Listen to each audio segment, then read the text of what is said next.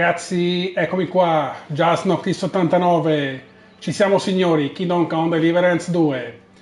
È già passato un bel po' di tempo da quando non ho fatto l'ultima live, risale al 19 febbraio. Ho avuto un po' degli impegni, ho fatto delle terapie anche per la spalla, in modo che si riparte più in forma che mai. E l'ultima live che ho fatto è stata su Final Fantasy Rebirth, se non sbaglio. E oggi avevo talmente voglia di riprendere un po' Kingdom Come e vediamo fin quando possiamo arrivare. Farò massimo un paio d'orette. Sono le 11:20, sì, un paio d'ore forse ce la facciamo. Ci siamo. La luce c'è. Sciappateci anche alle spalle. Just Noctis 89 c'è, ragazzi. Mi raccomando, questo video andrà anche su YouTube, il canale Just Noctis 89. Attivate la campanellina, seguitemi, per voi è gratis, ma per me è un grandissimo sostegno, mi raccomando. Se vi piacciono i miei video, beh, guardateli appassionatamente. Va bene, penso che è l'ora di ripartire. Io direi di caricare la partita. Siamo arrivati alla campagna, abbiamo fatto già 2 ore di campagna. Guardate, era il 15 di febbraio, l'ultimo salvataggio.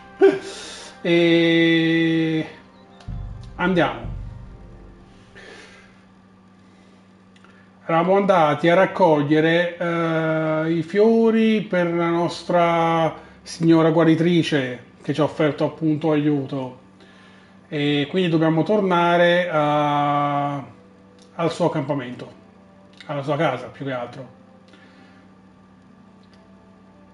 Ci siamo appena risvegliati e la nostra salvatrice ci ha appena guarito, quindi è arrivato anche Hans Capon che era stato ulteriormente attaccato, mi ricordo, e lei gli ha dato una mano.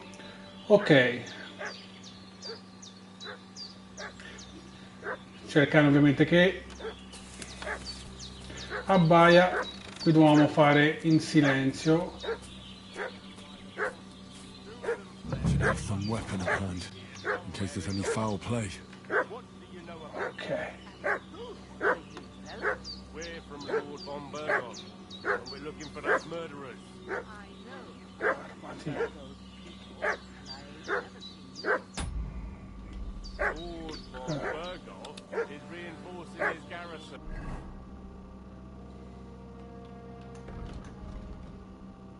Allora, lascia il lavoro.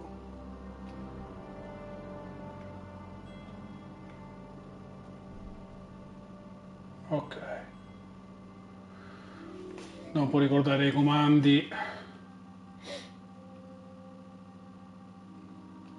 On account of them renegades that are wandering around here. We're new. Shouldn't all his people have weapon rods and shields with his colours? For Christ's sake, woman, stop annoying me with your endless fucking questions.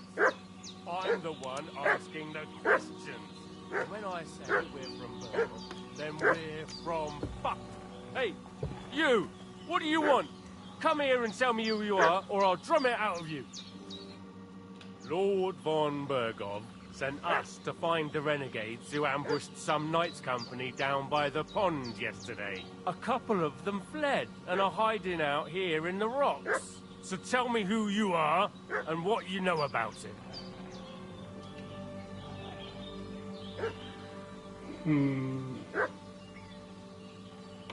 You're from Lord von Bergov? You don't look like it. Fulva! Watch your tongue with me, boy. When I say we're from von Bergov, then we're from fucking von Bergov. Who else would we be from anyway? You can talk to me or talk to cold steel. Who the hell are you? And what are you doing here? Stai cercando nel posto sbagliato, menti. Fuori, li abbiamo cacciati, menti.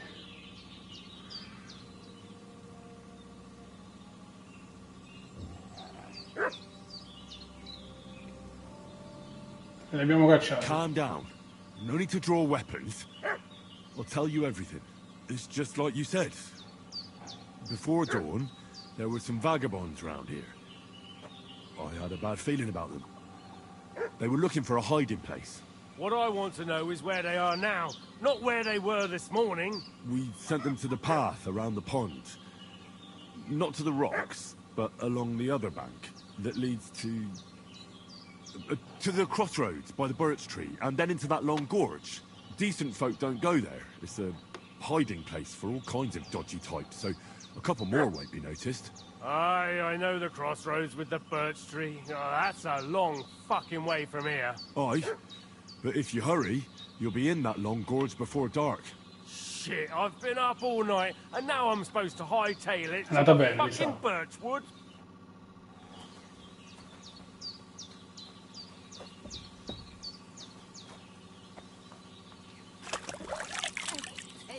That's all I need. Getting mixed up in all sorts of nonsense at my age. Did they hurt you? No, but I think they would have if you hadn't come along. Sorry. I reckon it was one of those who followed us yesterday. Look here. I almost got slaughtered twice in one day on account of you two. God be praised that my Pavlena wasn't here. Heaven knows what they'd have done to her. So, I'd like to know why all this is happening. Your friend was talking in a delirium in the night, saying you was knights. But if you two are knights, then I'm the Queen of Sheba.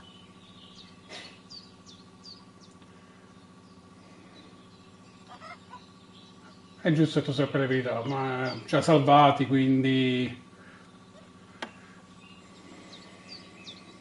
Well, I must bow to your ladyship. Sir Hans is the young lord of Liper and Perkstein. I'm Henry of Skalica, son of Sir Radzig Cobbler, and I'm his bodyguard. We were heading to Trotsky to deliver a message from Sir Hanish of Liper and Margrave Jobst to Lord Bombergov. But we were ambushed by bandits yesterday down by the pond. And you already know the rest. And as God is my witness, we're no bandits. I swear to you, I'm thankful to you for saving us. And I'm sorry it caused you trouble. Well, you sound sincere, so I'll take your word for it. I hope I won't live to regret it. You won't. I promise you. Promises are made to be broken, but thank you for dealing with them. I was sure they'd see through you. You thought up quite a story. Yeah. It's a good thing I remembered those birches me and Sir Hans rode past. How's he doing? Will he be all right? He's holding up, I'd say. I treated his wounds and I'll change his bandages shortly. But what he needs most now is that remedy. Have you got everything for it? Here. Chamomile and sage, like you said. Excellent. Now to brew the potion from them. I gave you two the last of my supply during the night. But fresh is best anyways. It's a shame my daughter Pavlena ain't back yet. She'd get it done in a jiffy. But we'll just have to manage without her. But you can do it too. It ain't nothing hard. My eyes are so bad, it'd take me all day. But at least I can tell you how to go about it. Ok, Right. prepariamo un po' rimedio. We'll try. Ho un po' di esperienza con l'alchimia. Well, I've been at the alchemist's bench a few times, but it's been quite a while. That's grand. More than I was hoping for. And not to worry, it'll all come back to you. I have a book here with the recipe, but it'll be better if I tell you. I know it by heart. I can read as well as any man, if that's what you mean. My word. Maybe you really are a noble son. I'll take the book just in case, but if you give me some advice, I'd be grateful. Of course. Everything we need is in the hut. Let's get to it. Vai. Nuova voce del Codex. Veleni e tossine. Uno dei metodi più diffusi per risolvere le diatribe sociopolitiche. I veleni più utilizzati erano gli alcoloidi, estratti dal giusquamo nero, dai fiori di stramonio o erba del diavolo, della cicuta o dai funghi velenosi che venivano mescolati nel cibo o nelle bevande. Le sostanze più popolari erano quelle abortive, afrodisiache, analgesiche, antisettiche, digestive, lassative, narcotizzanti per indurre il sonno a effetto emoliente e stimolanti, per rivitalizzare e fornire energia al corpo. Nella società rurale del tempo, i casi più gravi di intossicazione alimentare erano causati da un parassita della segale chiamato ergot. Prima che si risalisse al motivo dell'intossicazione, le vittime potevano raggiungere a migliaia, scatenando accuse contro qualche strega locale, poiché l'ergot, se assunto in dosi non letali, causa delirio e allucinazioni. Del resto, spesso le varie cause di superstizione e casi di presunta stregoneria non erano altro che intossicazioni da sostanze psicoattive, utilizzate per le preparazioni di lozioni e pozioni. Ok. Preparare pozioni, preparare pozioni al banco di alchimia. Prepared, there's an alchemy bench in the alcove. Go to it and we'll get started. Va bene.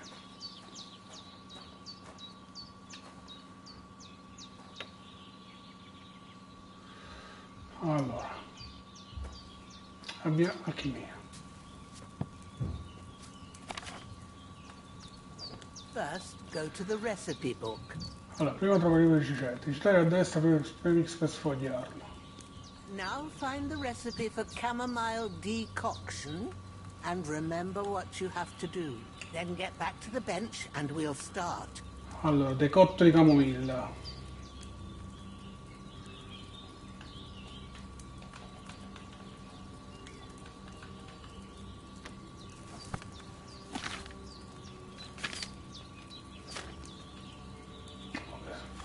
Ricette, vabbè, ok, so che sia questo l'infuso. Allora, per sfogliare il libro per usare il leone R1 e pure premi il triangolo per scorrere le ricette o l'erbaro. Quando finisci di leggere, rimettiti a preparare e premi il cerchio. Allora, il fuso camomilla. Il fuso camomilla il sonno ti guarisce più velocemente, se si buona qualità ti recupera le condizioni probabilmente mentre dormi. Serviranno del vino, 2 manciate di camomilla e una di salvia. Versare la camomilla nel calderone e bollire per un giro. Quindi, allora, versiamo la camomilla nel calderone e bollire per un giro. All right. First, you have to pour the right base into the cauldron. Choose the right pitcher from the shelf on the left, according to the recipe.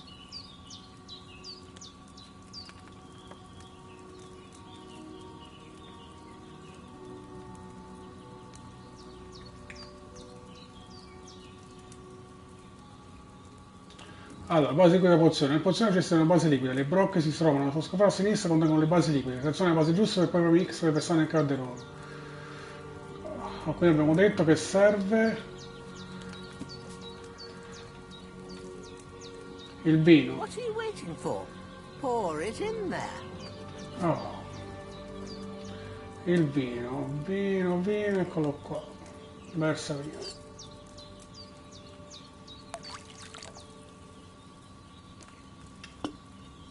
So, what did you pour in there?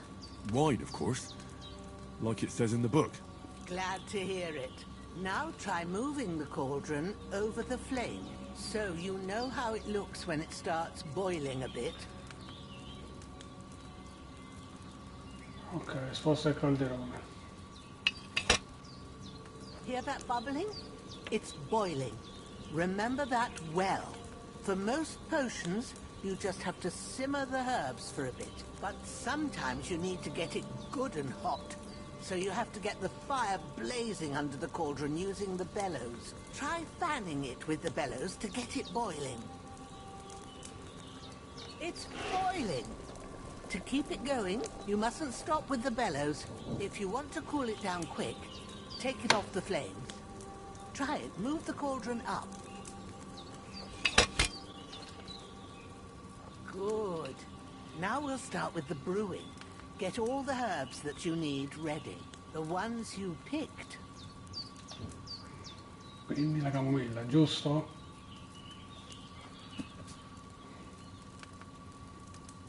Sì, la camomilla. Put them there on the shelf, so you've got them at hand. Camomilla e salvia. All right, let's get to it. First, throw 2 handfuls of chamomile into the cauldron.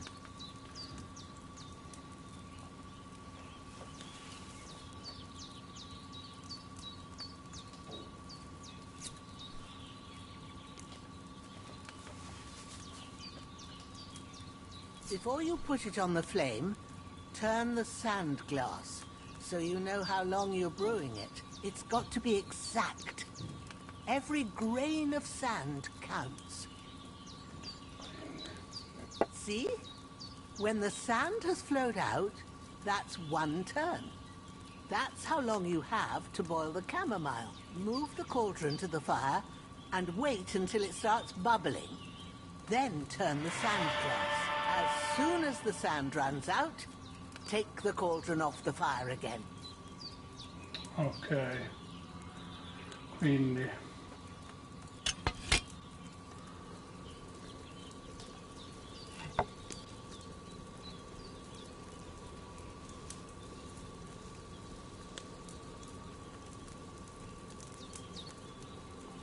Ain't that enough?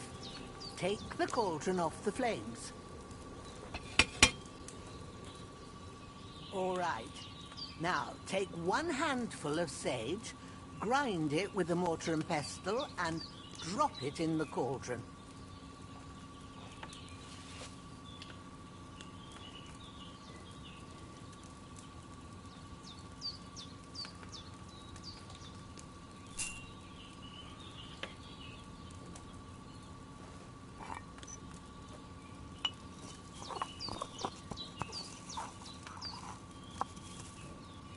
Have you ground it? Good. Now, drop it in the cauldron. You don't have to boil it anymore. All you have to do now is decant it. Get a phial and pour it in. Allora, le pozioni si completano per decantazione o distillazione. Queste due sono una ricetta. Per decantare una pozione prendi la fiala dallo scaffale a sinistra e selezioni il calderone. Numero X. Fiala.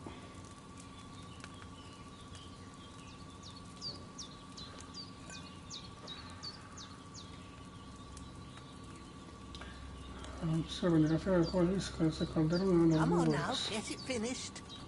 Done. Now, let's see what you've brewed.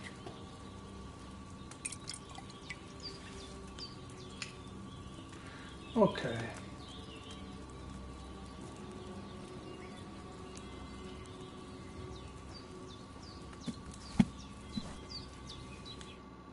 Here it is. Ooh, by the smell of it, it's a chamomile decoction the way it should be. Happy to help. This should help Hans get better. I'll take care of it now. All right. Is there anything else I can do to help? I reckon you've done all you could. What you need now is a bit of rest. Go and get a good sleep. That works wonders. Ok.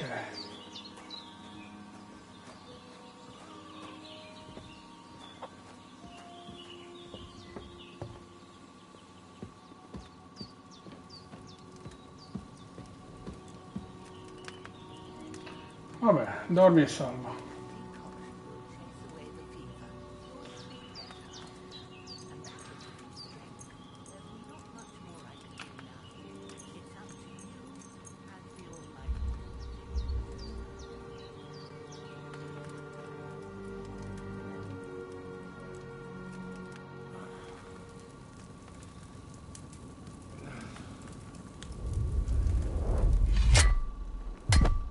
A sword such as this will bring honor to its bearer.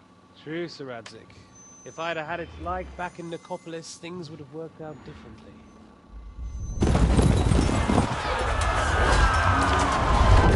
Lui era il traditore, mi ricordo bene. Where's my fucking sword?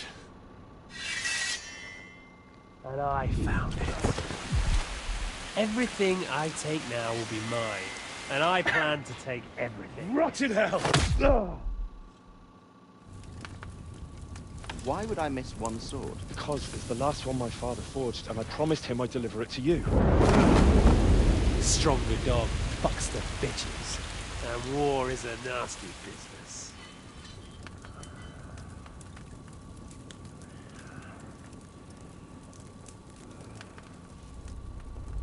Where's my fucking sword? You know what? I think I'll keep it as a memento. This isn't over. I'll find you. Yeah!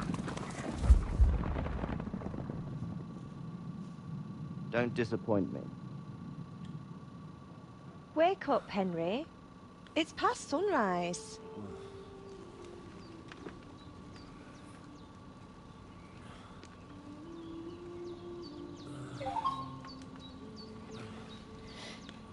Hallelujah.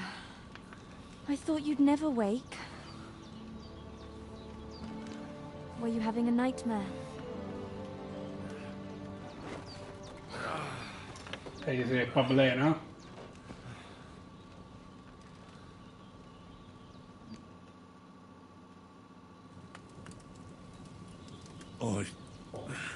Bad dreams. You must be Pavlena, right? That's right. I came in the evening while you were asleep. Ma told me what happened to you. Then I helped Ma take care of your friend that night? Hans? He's alive. How is he? Have no fear. He's alive, all right. Maybe too alive. Ma knows what she's doing, and that's the truth. I reckon she could bring the dead back to life. She said she dosed you with the strongest remedies she knows, and it looks like they did the trick. On that other fella for sure. Since he came to this morning, he hasn't stopped talking. Yeah, that sounds like him, all right. And what about you? How do you feel? Meglio di ieri. Definitely better than yesterday. Thanks. That's good. Ma will be glad, but I heard you yelling in your sleep and went to check on you. Bad dreams? I dreamt of Istvan Toth, a villainous, murderous whoreson who stole my sword. The last memento I had of my father, and I swore to get that sword back and avenge my parents. Oh, that oath must be serious if it even torments you in your sleep. Dreams shouldn't Era be taken scappato lightly. nel primo, They can have non no meaning, l'avevamo however hard they are to ucciso. understand. What strikes you as the most important part of your dream?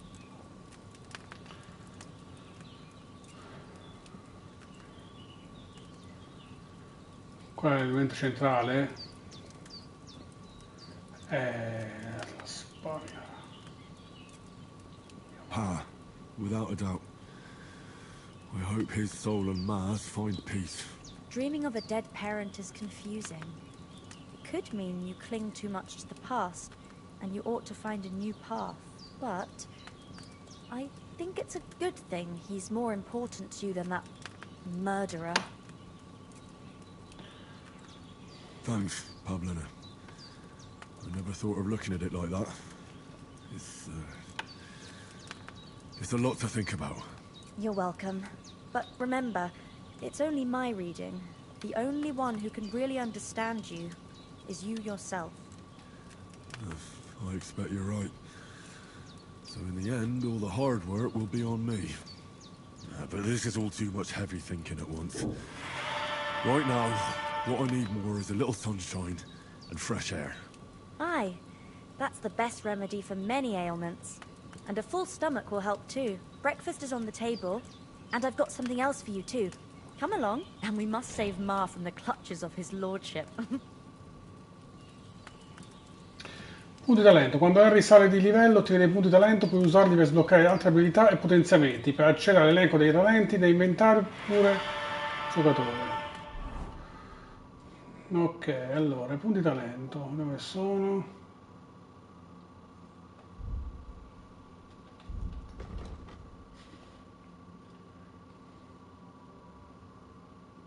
Ok, 12 punti talento. Affascinante, opportunista. Agilità, maniabili, peso piuma.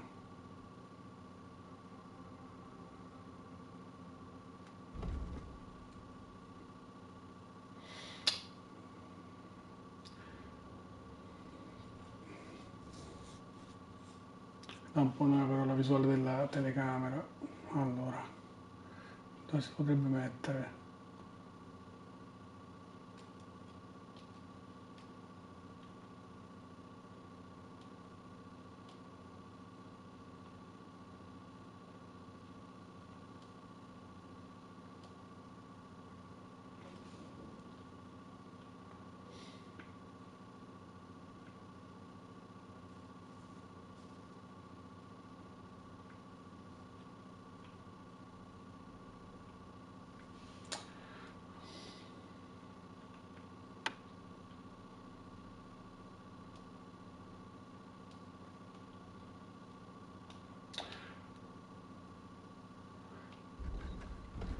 Spendo la telecamera, almeno le riesco a leggere tutto e ho una visuale più chiara.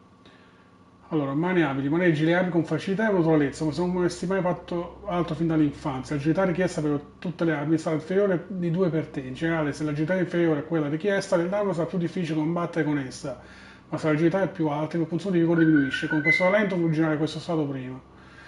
Allora direi di andare su mani abili. Peso piuma. Saper cadere è un'abilità utile da possedere, visto quanto spesso la vita ti mette al tappeto, sei riuscito a imparare a quest'arte piuttosto rapidamente. I danni da caduta sono oltre al 30%. Bene. Non possiamo più cambiarlo qui. Su vitalità. Asceta, sangue denso. Asceta. I nemici hanno fatto loro l'arte dell'ascetismo, ma qualsiasi pellegrino, servo della gleba e viaggiatore sa che la mancanza di cibo è un'affiliazione piuttosto comune dell'uomo medievale, quindi sapere come cavarsela con poco è utile più spesso di quando si voglia. Il senso di fame aumenta del 30% meno velocemente, ma la carenza di cibo comporta effetti di 20% più acuti. Ok.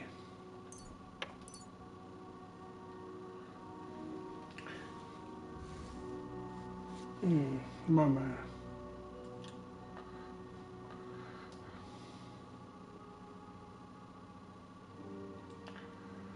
La mamma diceva sempre che bisogna fare una buona azione al giorno, porta la saggezza di tua madre nel cuore, forse per questo hai spesso il cuore in mano, se ottieni reputazione questa si dice più velocemente. Invece opportunista, chi è amico di tutti non è amico di nessuno, che puoi essere amico di chiunque quando ti va comodo, ma sei un vero amico soprattutto per te stesso, se prendi reputazione prendi la sala 10% in meno. Diciamo affascinante.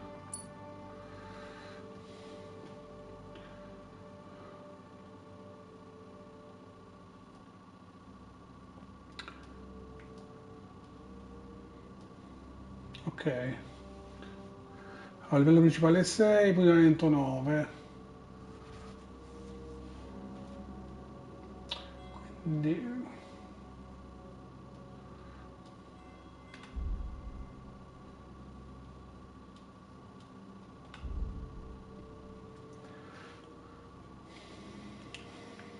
Artigiano, ok.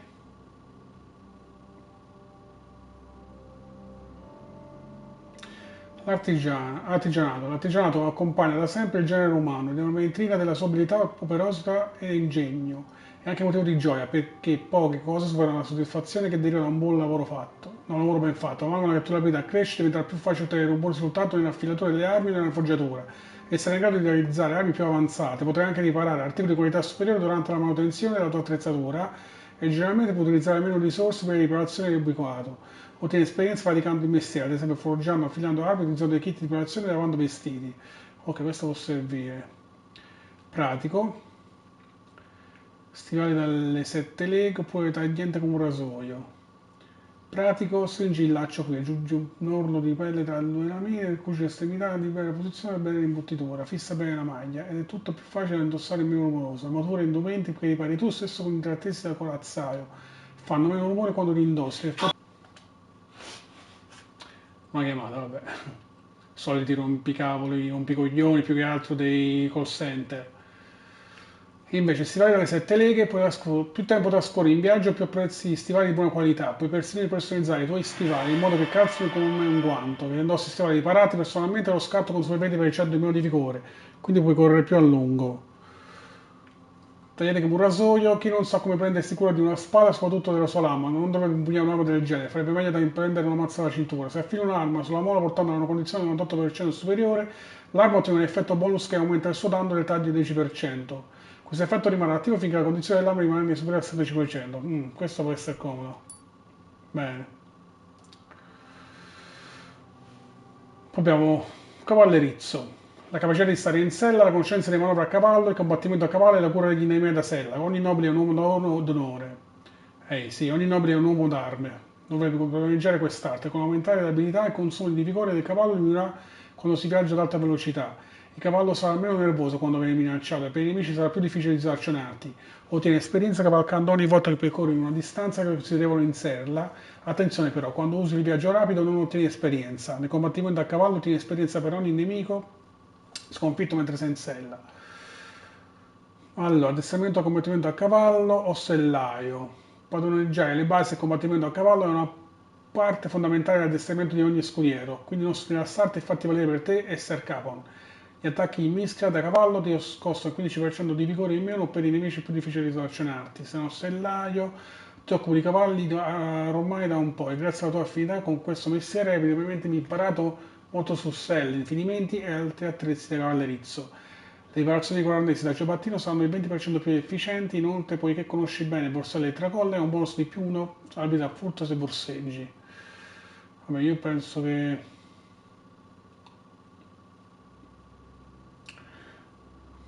Addestramento al combattimento a cavallo. Non siamo più uno scudiero. Ecco qua, cinofilo. L'arte dell'addestramento dei cani è molto apprezzata e se il cane sarà il tuo fedele amico, un buon compagno di viaggio e fiero difensore, è anche in grado di trovare ogni sorta di cose interessanti in giro e man mano che la sua abilità aumenta il tuo cane diventerà più obbediente, più forte in combattimento e più lento a stancarsi durante la caccia. Inoltre puoi ottenere dei talenti che consentono di impartire dei cani e nuovi comandi. Ottieni esperienza interagendo con il cane utilizzando la sua abilità, in combattimento a caccia o in viaggio. Per cominciare ricorda di dargli da mangiare a sufficienza di accarezzarlo di tanto in tanto. In questo modo non solo ottieni esperienza, ma ti assicuri anche che il cane non scappi e obbedisca correttamente ai tuoi comandi. Bene, ok. Alla caccia. I cani da caccia sono molto apprezzati dalla nobiltà. Matt è ben lungi dall'esserlo, ma una volta effettuata una pista se la cava piuttosto bene. Può ordinare a Matt di cacciare e mandarlo in cerca di selvaggina. Scoprirà che può essere di grande aiuto. Se non cerca, è in grado di trovare qualsiasi cosa tranne la sua coda. Quando ordina a Matt di cercare, lui esplora alacremente la zona. Grazie al suo fiuto è in grado di trovare luoghi interessanti o selvaggina cacciata. Con l'aiuto del tuo migliore amico nulla ti sfuggirà. Allora, per intanto penso... Sono tutti e due comunque buoni... buone abilità. Per ora... Caccia o cerca... Facciamo su... Caccia, vai. Furtività. Allora, l'arte del reclutamento del mimetismo, la capacità di osservare e non essere visti, di agire e sfuggire alle conseguenze delle proprie azioni.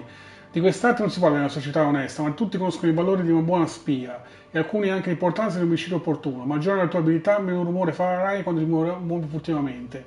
È più difficile sapere i nemici vederti e individuarti. Troverai anche più semplice evitare complicazioni durante gli spostamenti quando utilizzi il viaggio rapido. Ok, acquisisci abilità borseggiando con successo, scassinato serrature, eliminando furtivamente i nemici e soprattutto avvicinando di zoppi altri nemici. Allora, chissà qui come hanno fatto l'affare dello scassinamento. Mi ricordo nel primo Kingdom Come, Madonna Santa, era difficilissimo.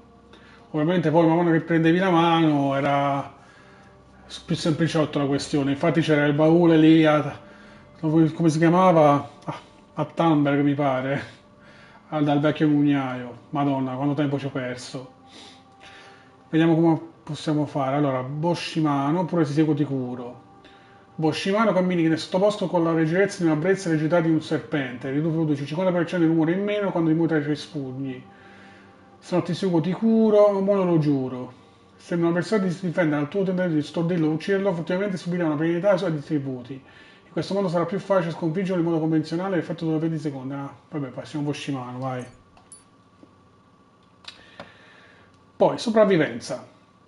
Allora, la conoscenza delle bellezze e le leggi dei pericoli del mondo al di là delle mura di pietra e di insediamenti umani accumula masti cacciatori reali e più numeri vagabondi.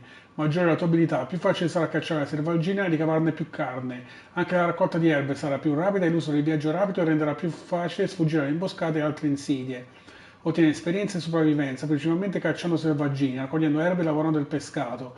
Essiccazione a fumicatura, cottura e inoltre anche la scoperta di luoghi interessanti nel mondo e il superamento di pericoli durante il viaggio rapido contribuiscono all'esperienza. Abbiamo sulle tracce del bracconiere, il bracconaggio è un mestiere pericoloso, anche la ricerca di erbe rare può esserlo e quindi è necessario sapere come monetizzare bene il proprio tempo e i propri sforzi. Puoi vendere erbe, selvaggine pelli e trofei al doppio prezzo. Ok, sono vagabondo. Un viandante spesso non può scegliere dove sposare il capo e deve accontentarsi di ciò che passa il convento. Nei tuoi tanti viaggi hai da tempo fatto l'abitudine alla scomodità. Ti basta avere i piedi caldi e il corpo asciutto. sei cresciuto in condizioni di povertà, di conseguenza la qualità del tuo sonno è progressivamente proporzionale, con vertenza di... Ah, ok. Ah, ok, con questo ci permette bene o male di dormire un po' dappertutto. Invece qui mm, possiamo vendere un po' le cose, diciamo, a prezzo maggiore. Allora, intanto facciamo, visto che siamo comunque ancora nel selvaggio west, nella foresta, penso che il vagabondo vada bene per ora. Sul furto, allora il furto può non essere un modo onorevole di guadagnarsi da vivere, ma se praticato correttamente non ombra di sospetto dovrebbe offuscare la tua reputazione. Questa abilità facilita lo scassinamento del borseggio. Con l'aumentare del livello potrai affrontare serrature più complesse e il processo sarà meno soggetto a errori. Durante il borseggio è meno probabile che la vittima si accorga delle tue mani di velluto, rendendo l'intero processo più semplice. Inoltre sarai in grado di identificare in anticipo alcuni oggetti contenuti nelle tasche e nei borselli. Ottieni esperienza scassinando e borseggiando. Più complessa è la serratura che riesci a forzare o più preziosi sono gli oggetti che riesci a recuperare, più esperienza otterrai. Dita leste, le fibbie sembrano porsi da sola, i lacci si sciolgono non appena ci passi sopra la mano. A volte hai difficoltà ad allacciarti gli stivali, ma hai trovato altri usi per questo dono. Durante la fase di raccolta del tempo del minigioco del borseggio, guadagni tempo per 10% più velocemente. Sono scassinature silente, sei così bravo a scassinare serrature che sai anche come sbagliare correttamente. Se sei in grado di usare un grimaldello praticamente in silenzio, è il rumore generato che da un grimaldello si rompe di 85%. Allora, facciamo per ora i grimaldelli. Poi abbiamo 3 punti di talento, vediamo. Allora, l'arte bellica.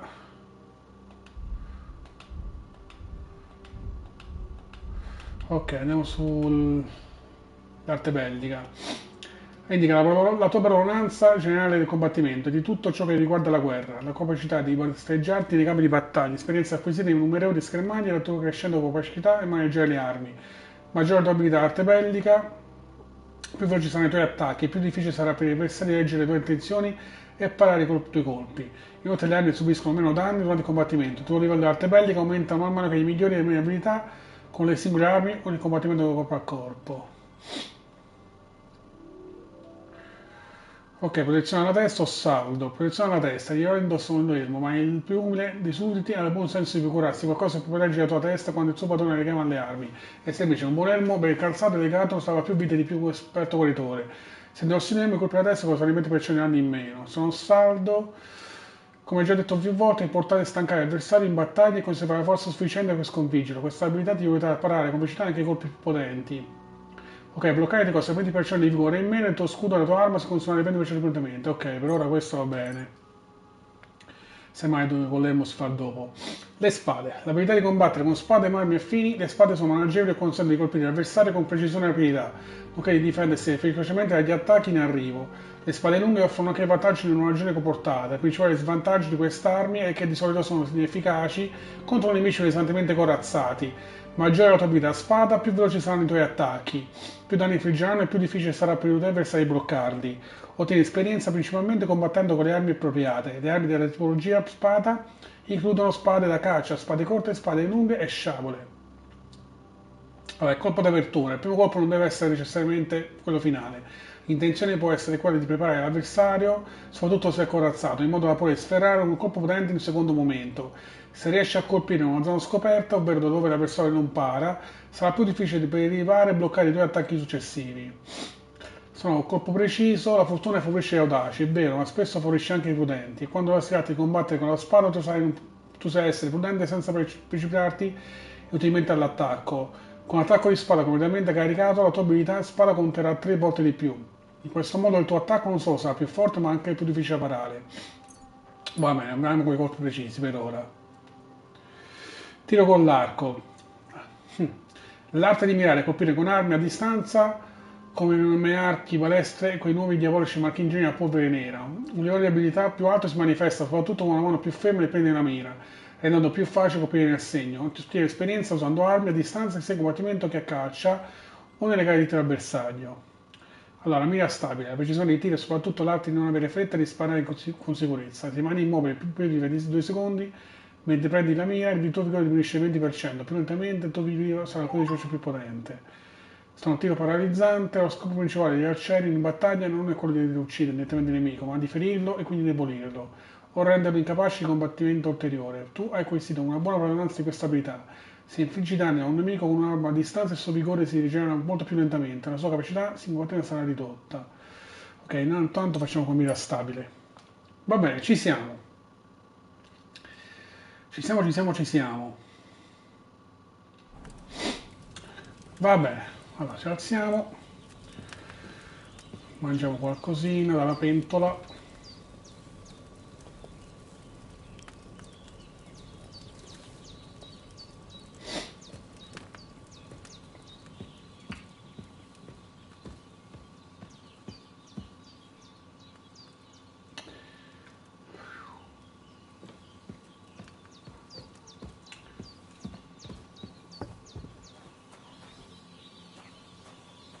Eccoci. Look who's finally up! Henry! Come and join us!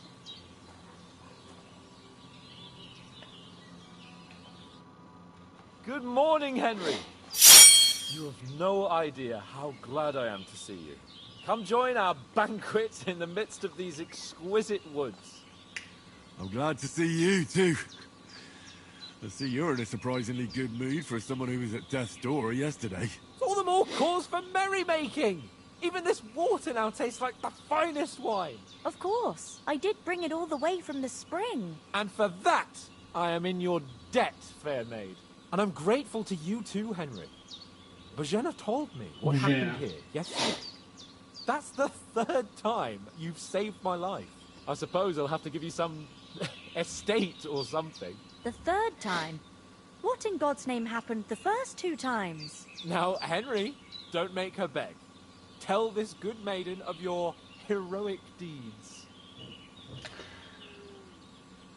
Senza lo trova Cumani per farla breve.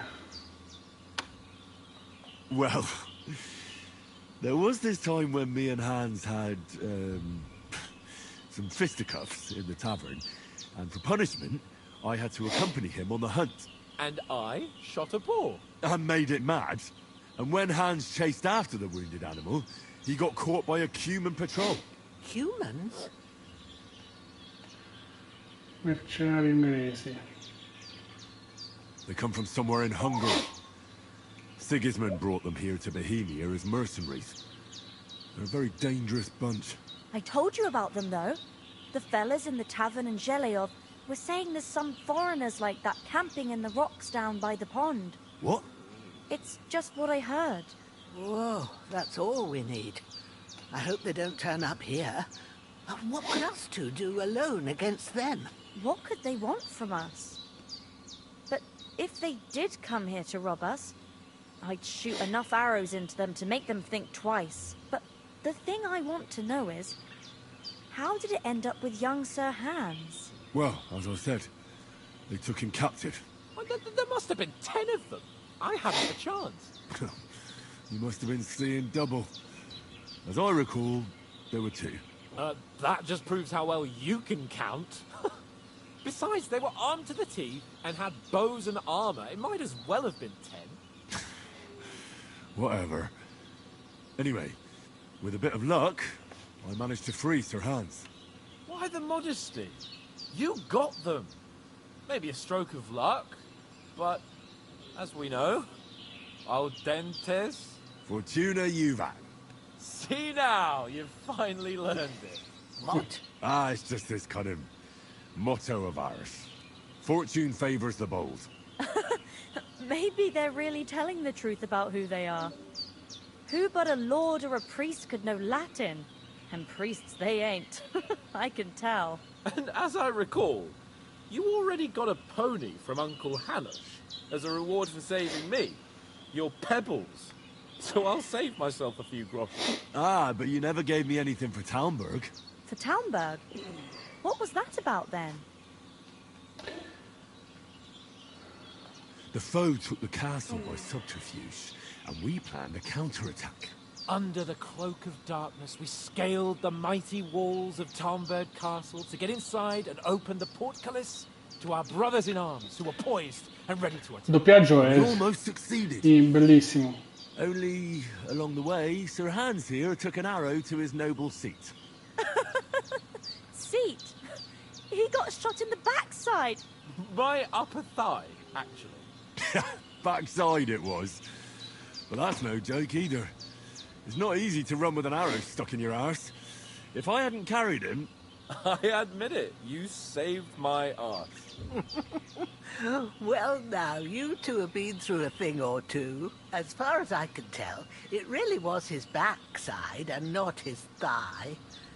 I examined Hans and saw the scar for myself. But I reckon you paid off part of your debt the other day, sir.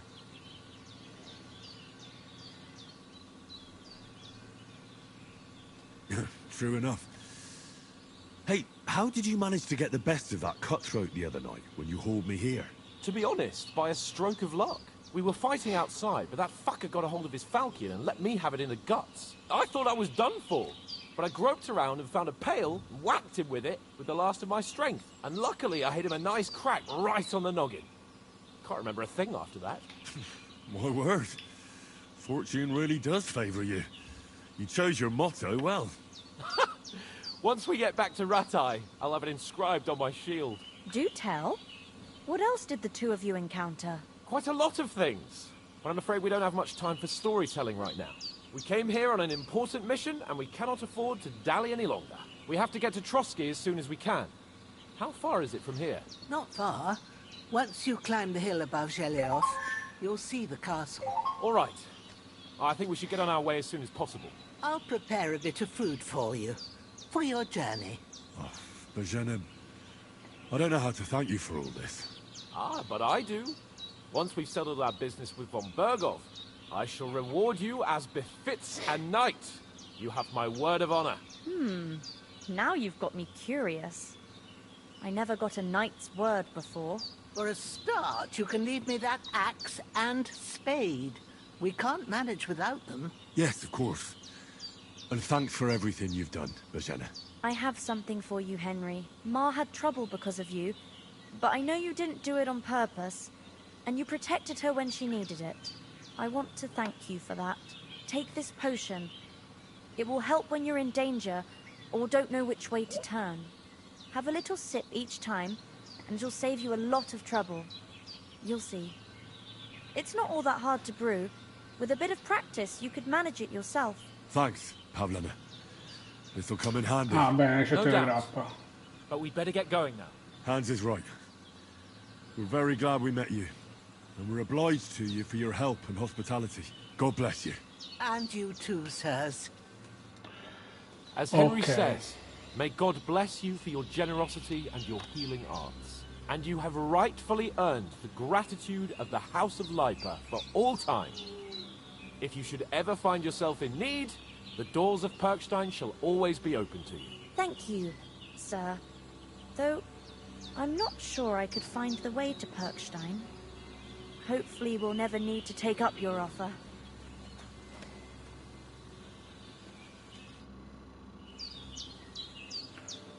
Are you managing here all right? We don't complain. We mostly live off the woods, and when we need something else, we buy it or get it from the villagers. Mostly, I weave baskets. And me and Ma brew ointments and potions. Then I go around the villages selling them, or I barter them for stuff we need. Sometimes folk come here to us, when it's something serious. How come you live here and not in the village? Oh, that's hard to explain. It's just the way things turned out. And Ma and... Look, that's our affair, and we won't talk about it. Sorry. Is anything interesting happening around these parts? Them bandits is riding roughshod over the place. It's about time Lord von Bergau rousted them out, but I reckon you know something about that, huh? You got that right. And there's to be a big wedding. Young Lord Semon's gonna marry the daughter of the bailiff of Troskowitz, Thrush. That's the biggest thing happening. Apart from that... A band of nomads turned up here. They got a camp somewhere down by the pond. You said you'd shoot arrows at the humans. You can use a bow. Yeah, I'm pretty handy with it. I train up there, on the cliff, whenever I have a free moment.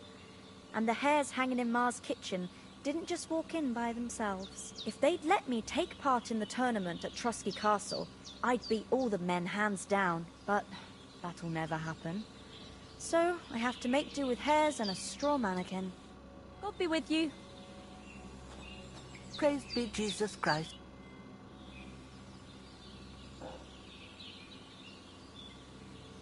All done.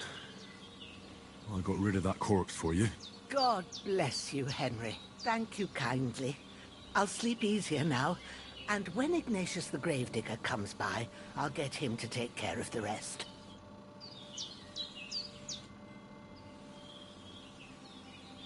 Can you tell me something about these parts? What can I say? The village of Sheleov is nearby, and close to it there's a big traveler's inn. And to the north of Sheleov is Tachov. They've got a blacksmith's there, and a small tavern. There's no love lost between the folks from Sheleov and Tachov. They're always out to spite each other. Some dispute about some meadow. Thanks. How come you live out here? That's just the way it is. It's for me to know, and you to find out. Ah. All right. I won't pry. What about those armed men who came here? Damned if I know.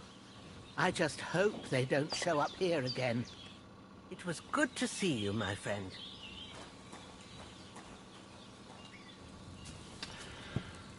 Vediamo se possiamo creare una grappa del Salvatore.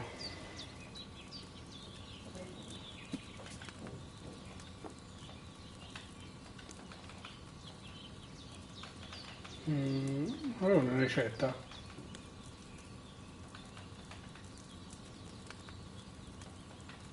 God's teeth, Henry. We've got to get to the castle before dark. Vabbè.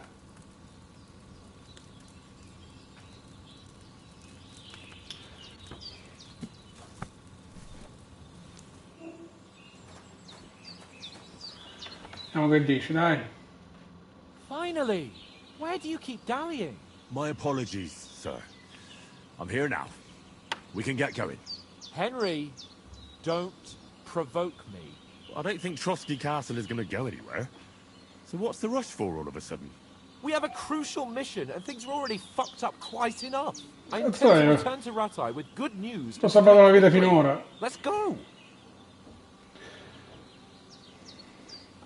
E gli altri nostri compagni? Recuperare Matt. Ho distrutto lo stagno. What about Mutt? He's bound to be looking for us, and we can't just abandon him.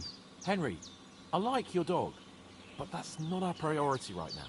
He saved my skin. So did I. First Trotsky, von Bergov and the mission, then we can look for your dog. All right. But the moment things are sorted out, I'll go looking for him. I'd expect no less of you. So, should we get going? What about the rest of our company? Could someone else have got away? You saw for yourself. They didn't stand a chance. But you're right, we shouldn't just leave it at that. As soon as we get to Trotsky, I'll make sure they get a proper Christian burial, and their souls find peace. And when we get back to Ratai, we'll have a mass served for them. You're right. They were damned good lads. I've known Oates since childhood. Damn it. Hold on a bit. Before we hit the road, there's something you should know. I have a hunch that one of that band that ambushed us at the pond was Istvan Toth. Toth? Are you yanking my pizzle? He's long since over the hills and far away.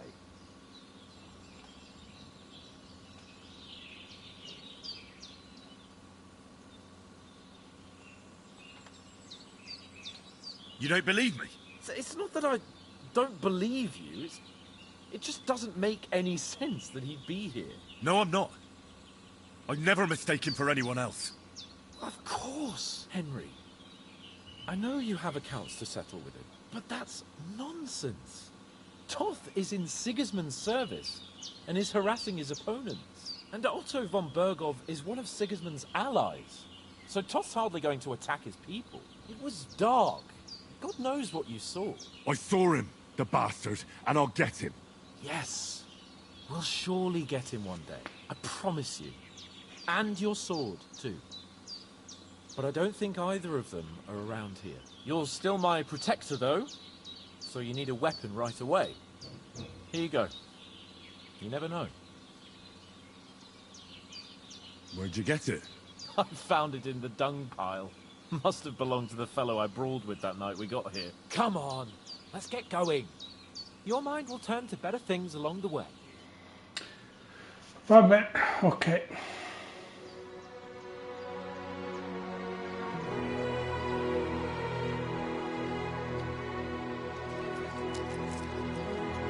Oh, grazie Posena.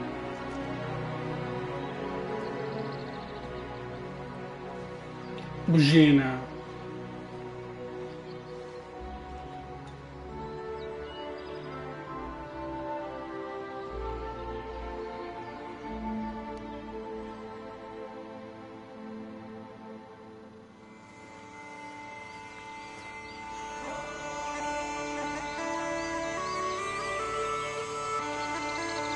Deep Silver presents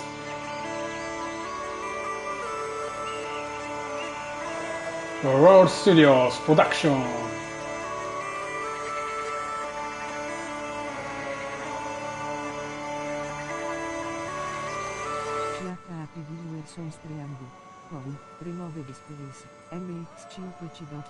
Lead animator Lenka Michalkova. Art director Wojciech Nedved. Lead environment artist Martin Kozak. Lead character artist Anna Pachezova. Lead scripter Martin Ziegler. Tech Ops lead Jakub Holik. Cinematic director Petr Pekar. Lead programmer Martin Sitz.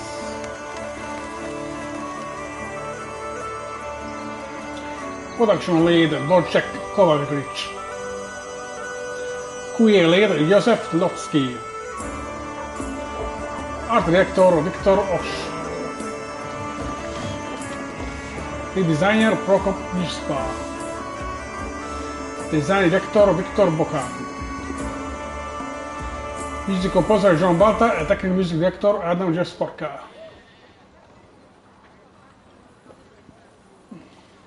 Ecco la nostra oste.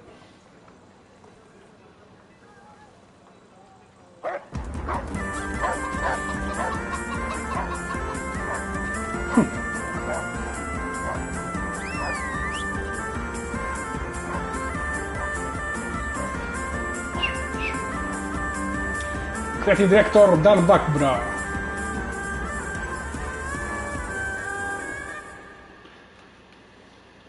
Mi sembra affascinante Medioevo, bellissimo.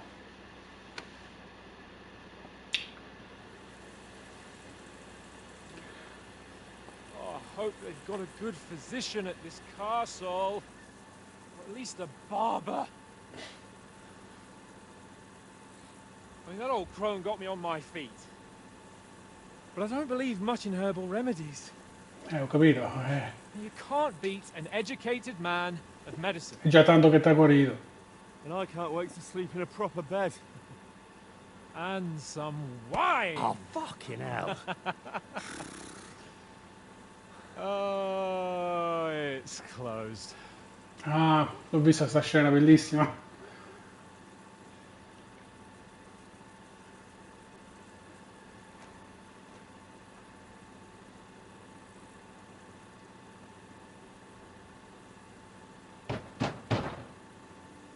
Open up! I bear an urgent message for your liege lord.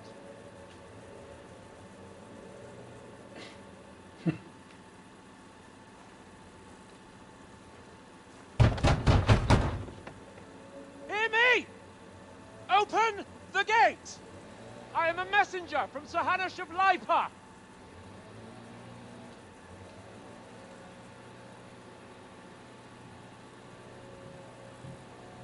Schwa.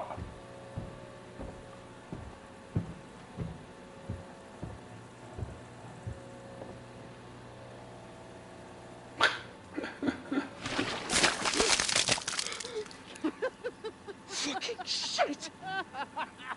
Fuck! You fucking cunts! Do you know who I am? No, we fucking don't! I am Sir Hans Capon of Perkstein, heir to Ratai!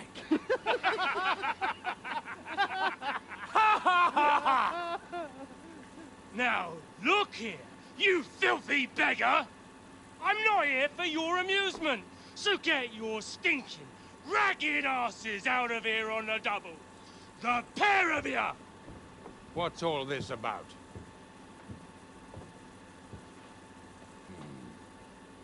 Why don't you send those beggars packing? I did, sir. They say they're messengers. I am Sir Hans Capon of Perkstein. Envoy... I heard. Nevertheless, I doubt Sir Hanush would send two vagabonds covered in excrement as emissaries. Apart from which, Sir Hans Capon is dead. We found his body by the pond. His company was ambushed by outlaws, and they were slaughtered to the last man. Yes, they ambushed us, but we managed to get away. Sir, we met your Captain Thomas on our way. He can testify to who we are. He saw our message and its seal. How terribly unfortunate you are. The captain's company was also ambushed by outlaws. The captain barely escaped with his life and has been delirious for 3 days. And even if he did confirm your story, I am under strict orders to admit no strangers to the castle. Sir, there's a horseman approaching, in King Sigismund's colours. Ah, now that's what a messenger looks like. Count yourselves lucky that I don't have time to waste on you. Be gone! Getting in, whether you like it or not. Get your shitty hands off me!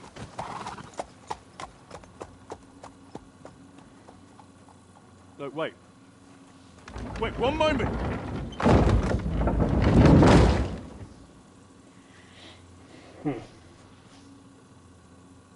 What the fuck was that?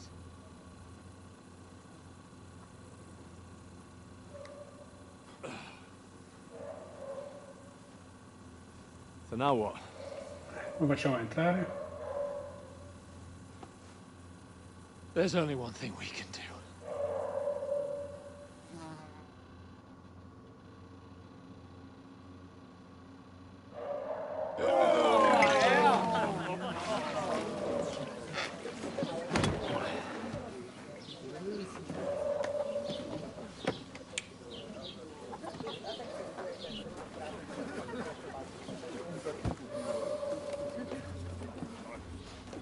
Have you two got any groschen? What do you take me for, wench? For someone who stinks like a badger.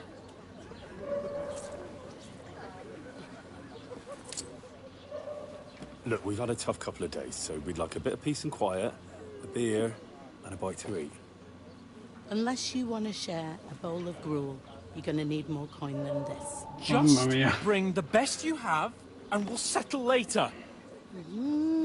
As the gentleman wishes. Well, she's not far off. We look like a couple of beggars, and we stink even worse.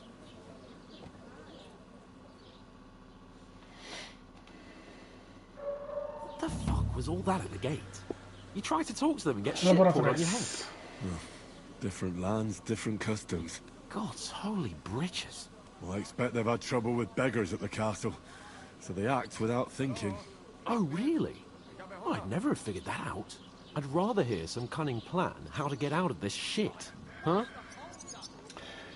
Allora, abbiamo poi una lettera. La prima cosa ci dobbiamo cambiare. First thing we have to do is get ourselves into decent shape. Have a good scrub, get some better clothes. Then they might believe we're actually messengers. That's all very well, except we can't even pay our bill here. Never mind a visit to the baths and the tailor. Hey, where's that beer? Faremo qualcosa. So allora. we'll earn some. Earn? I'm not afraid of work. And we're gonna need every groschen we can get. And how long will it take for you to earn a few groschen? And where will you find a decent tailor? Before we get ourselves sorted out, Sigismund will be sitting on the throne in Prague. So what do you suggest? Going back to Ratai? To Ratai? You just don't get it, do you? We can't go crawling back like this. We'd be a laughing stock.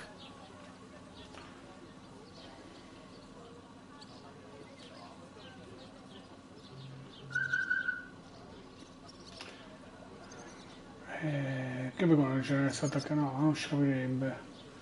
Hai ragione. I suppose you're right. We'd be taken for total idiots. Well, you could shrug that off. But me, we've got no message, no coin, nothing but our ragged arses. Chin up. We'll sort it out somehow, and everything will be fine again. Nothing will be fine, my friend.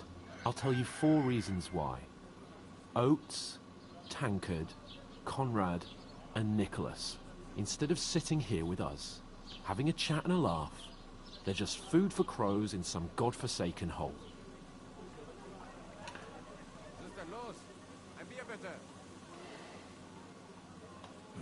I'm just as much to blame for their deaths as you. We're in this together. At least we should give them a proper burial as soon as possible. They were good Christians, even though it didn't always seem that way.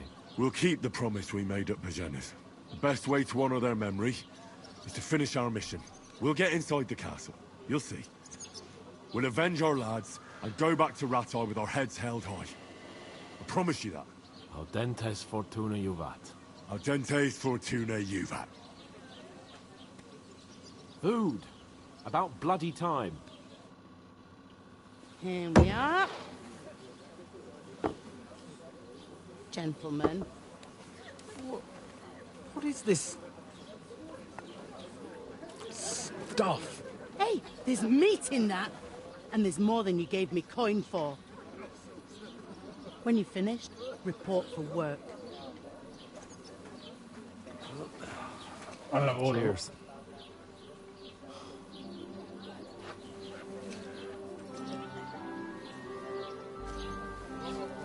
Wow. What is it? It's that woman from the pond. Or the one you gave us away for. Right there, that witch. Wench! What I tell you? What are you waiting for? She can vouch for who we are. Go to her. Laviamoci prima. God be with you. A full pitcher of wine, please. My word, that's a picture and a half. I ain't seen you here before. Who sent you? Not them nomad vagabonds, I hope. Don't worry. I've come from the castle. I'm Catherine, and I've got the lovely job of keeping the soldiers' throats wet. Ah, that's another matter then. Oh my. Ugh. Can you smell that too? Oof.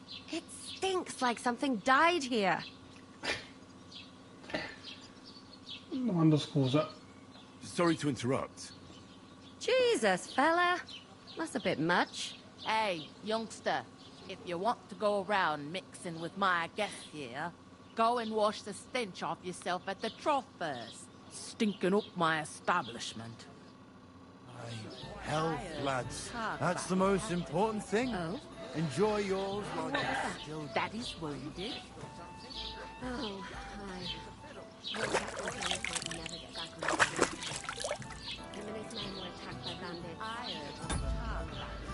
Ok.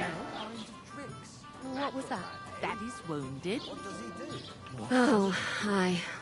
Poor Captain Thomas might never get back on his feet. Him and his men were attacked by bandits.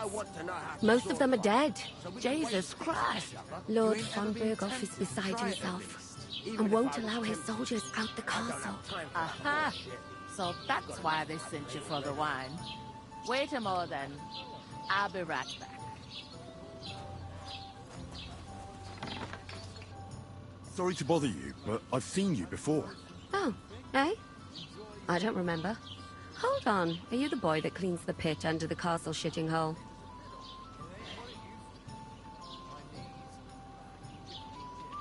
You were attacked by those bandits. What bandits? What are you on about?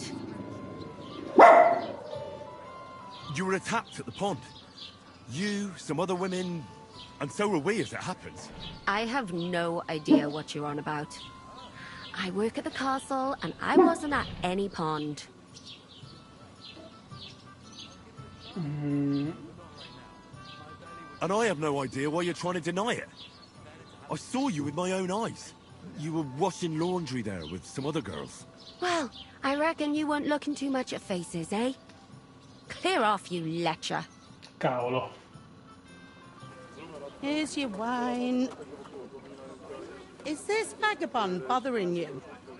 I can handle the likes of him myself. Thanks for the wine. Bye. Look, please. I don't know what's up with you, but I know you were there. I need your help. You owe me that much.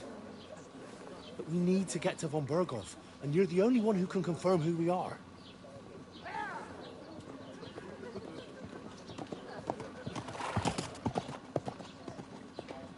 You can't get into the castle.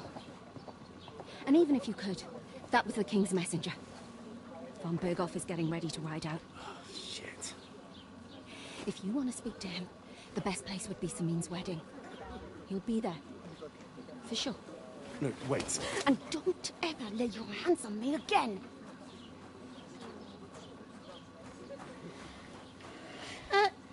What are you gaping at? Have you nothing better to do? Ma ci vai via.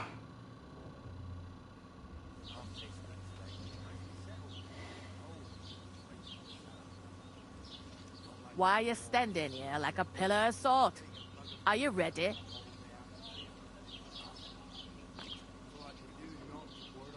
Sono sempre pronto. Always ready. Glad to hear it. You pair ordered a lot more than you paid for, so you'll work your debt off, like I said. All right. What do you want us to do? Over there by the gate, there's a cart with sacks of flour from the mill. My old man was meant to take them into the house. But as soon as he got a sniff of work, he vanished into thin air. The second door in there leads to the pantry. That's why I need you to haul the sacks. You have to lay each sack on the planks, so they don't touch the damp floor and go moldy. If you just chuck it on the floor in the corner, it'll spoil. So do it properly. 2 men can finish the work in a jiffy, and then we'll be quits. All right, we'll do it. Carrying a few sacks won't kill us. For sure, it's less daunting work than fighting bandits in the woods. Aye, it's terrible about them bandits. We never had nothing like that here before. Like it or not, you can't pay what you owe me, so I'm putting you to work. Is that clear? All right, we'll do it. Glad to hear it. I can see you ain't stuck up like your mate. Where are you actually from, if you don't mind me asking? From far away. I ain't been further than the back off me whole life, but I know this place inside and out.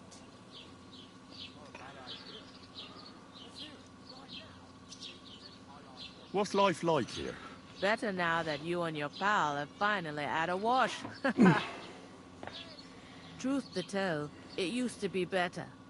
The war might be far away, but more and more young lads are going away to fight. But then there's a shortage of folk to do the work around here, and that's a big problem.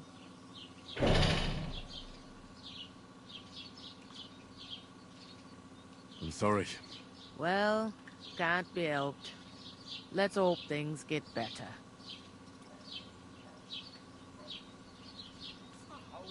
Is this the only tavern here? In Troskovitz it is. You must be doing pretty well then, eh? I'd be doing a lot better if everyone paid their bills. Where can I find work around these parts? First, you gotta carry them sacks for me, so don't bother looking anywhere else yet.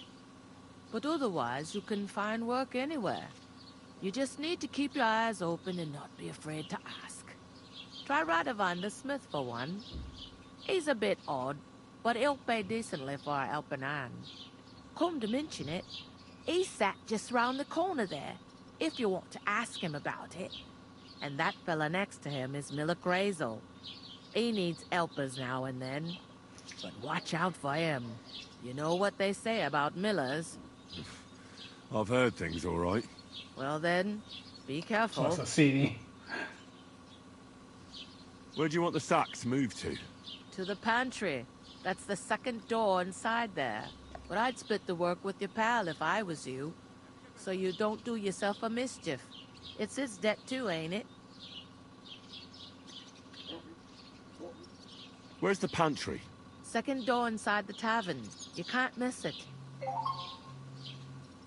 I heard some talk about some wedding being planned here. Ah, nobody's talking about nothing else. Young Lord Samin is marrying Agnes, the daughter of Thrush, our Troskovitz bailiff. And it's going to be a grand affair. When rich folks get married, that's a feast that's a lot different from when some tanner gets hitched to a bathhouse wench. Will Lord von Berghoff be at the wedding? How should I know what his lordship's plans are? But most likely he will be. Samin is his vassal. Who is this Samin? Can't you tell by the name? The Lord of Samin. The fort and the village belong to him. Old Jan Samin is the head of the family. And his son's called Olda. And it's him who's getting itched. There used to be a rich family. Their glory's faded a bit, but they still have some clout. Where's the wedding going to be? At Samin, of course. I expect old Sir Jan and our bailiff will try to outdo each other in showing off their wealth.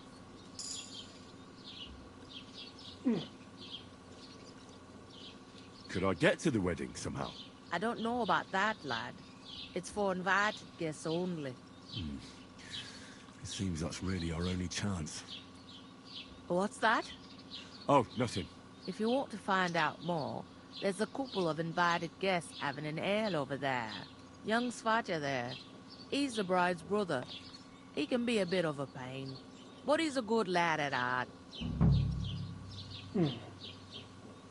Is that all you know about the wedding? What else is there to know? I'm just looking forward to being a guest and having someone serve me for a change. I'll go and discuss it with my friend then. And careful with them sacks.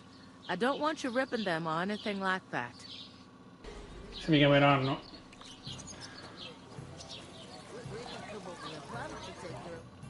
I talked to that woman from the pond.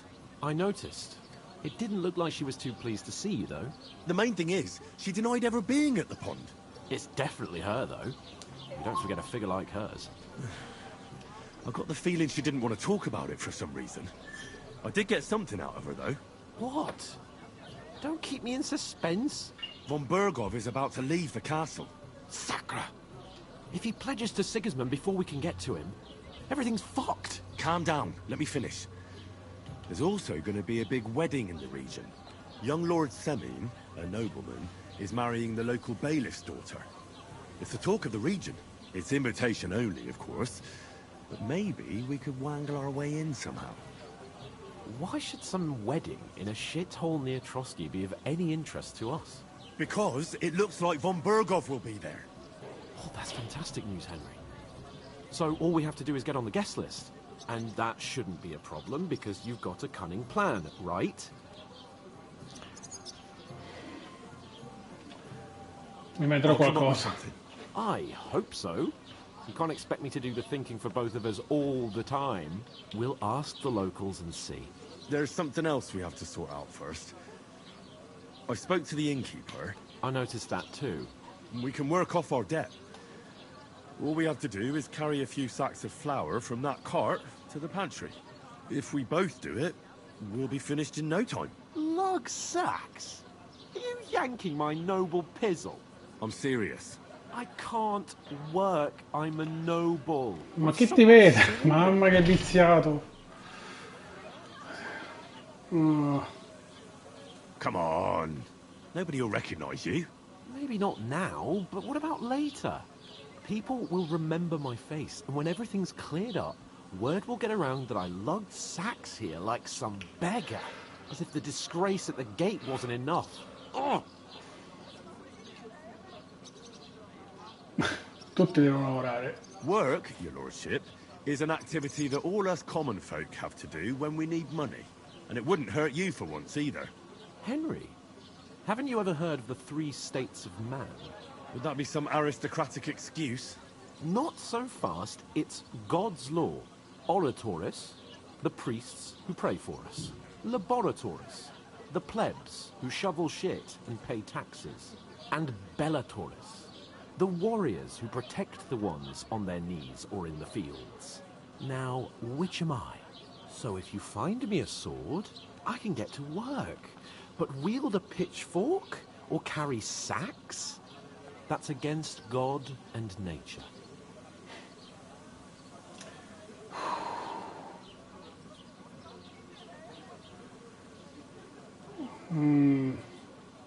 Qui nessuno serve un guerriero. We don't have swords, and we don't know anyone who needs protecting. So what then? So we're fucked until someone rolls up his sleeves and gets to work. By which I mean someone of the appropriate status, like you.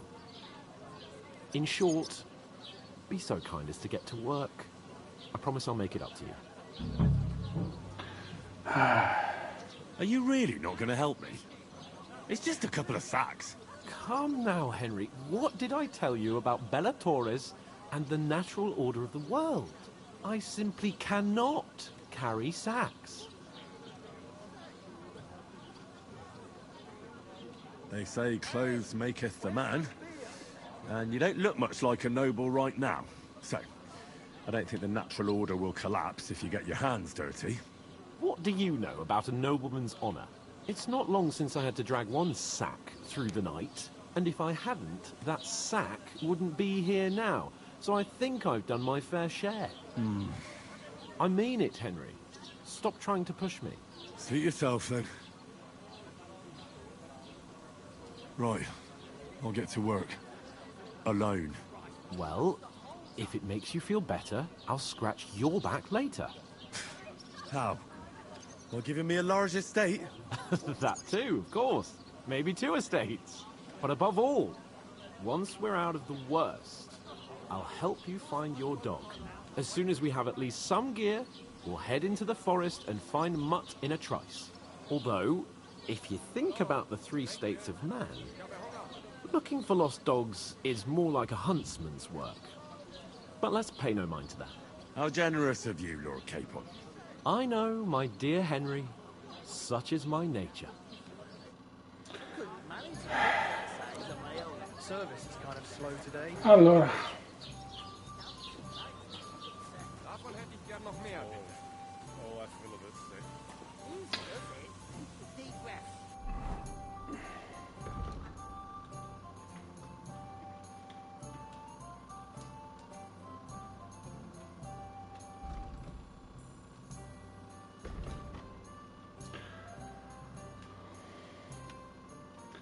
Oh, la F, ok. I'm gonna lose a whole day just for a few sacks. I'm supposed to move the sacks. Are you guarding them? Aye. Thank God someone's bothered to come at last. The quicker sacks are moved, the better. You'll have your work cut out on your own. But don't look at me. I ain't gonna help you. I'll move each sack so you can get a better grip on it. But don't expect no more from me. God, I'm bored shitless. Oof! That isn't half heavy. No.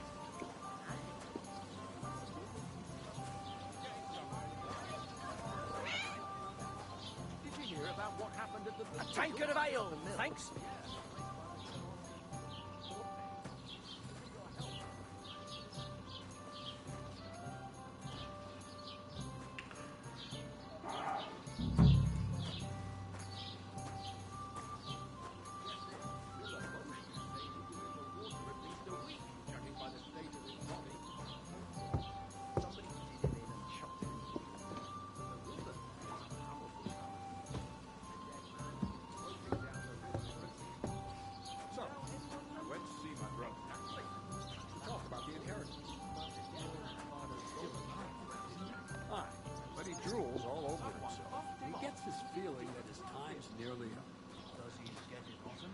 Dov'è? He's always threatening to leave everything to the church if I don't go and see it. Once old folks start getting soft in the head, bad news. Exactly. Let me tell you, I'd rather die poor but young. Devo metterli giù, ma su...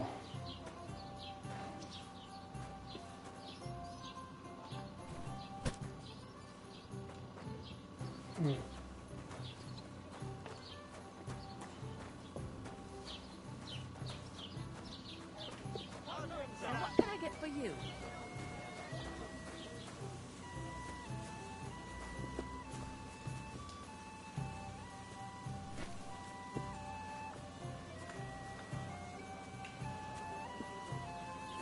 A large beer for me.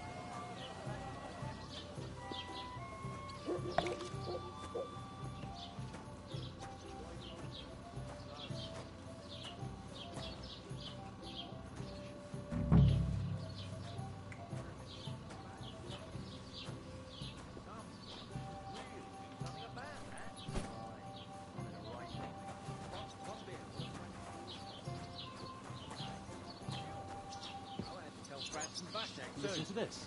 Ei incumbit probatio, qui dicit non qui negat. Is that supposed to be Latin? Clever you. Do you know what it means? No. And I doubt you do either. The laws is on the one who declares, not on the one who denies. So you see? Oh, che sta guardando? I've just proven to you that I know.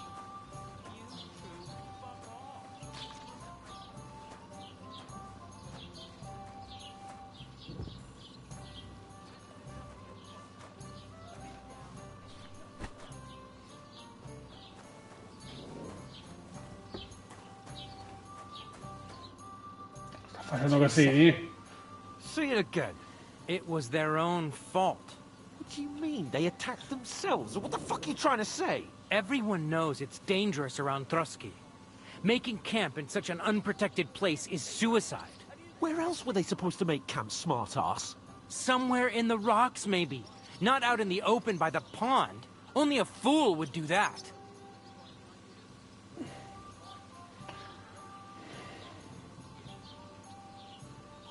Stop insulting our dead companions. What dead companions? You think I'm gonna fall for that cock and bull story? Pack it in, Henry. There's no point in arguing with this yokel. He fancies himself as a military strategist. I don't believe a word you're saying. A weed like you surviving a fight against bandits even von Berghoff himself has trouble with? Believe what you like, but I'm telling the truth. And in fact, I'm willing to overlook all your insults if you apologize right now. And invite me to that wedding. Oh, you want to come to the wedding, do you? Huh. I'll give you a piece of advice, pal. If you can make yourself useful for the blacksmith or the miller, you'll get to the wedding. You'll see the glorious occasion, at least from a distance.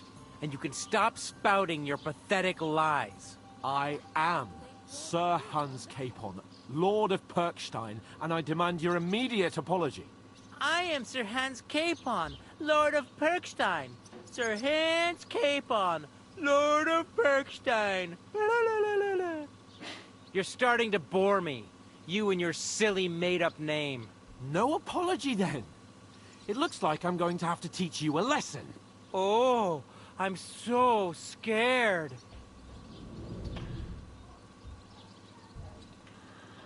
There's no point in this. Let's leave. I'd do what your pal says if I were you. Get lost before something happens to you. I give you a chance to apologize, and you keep insulting me. Get ready to pick up your broken teeth with broken fingers. Oh, I'd like to see that. Come on, then. You scum! You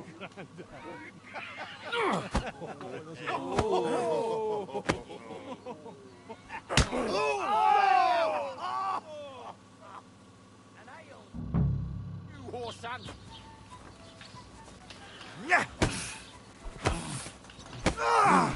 Hey! Now you fucked up! Nice strike! Enough. I give up. Nice! Take that fucker out, damn it! Zeig, was du da machst! you scum! Fucker! I'll break your bones! Surprise, eh? Don't Show your stuff!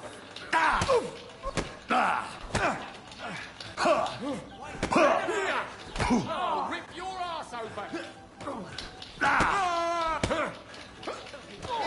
Don't spare him! You want to try me? Slice him up! I'll have your ass off. What are you looking for? Good! Nice hit! Now we'll have Don't stab him! Hey, come help me with this bastard! Christ! Go! Hey! Oh! Allora, You're no match for us, fucker! Take that fucker out, damn it! Let him have it! What's it to be, you wretch? You having a chance! Pray, bastard. Let him have it! vai. Show your stuff! Slice him up!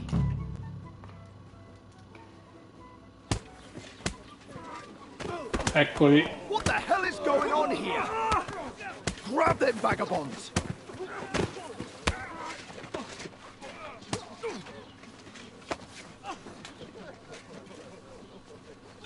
No! Oh.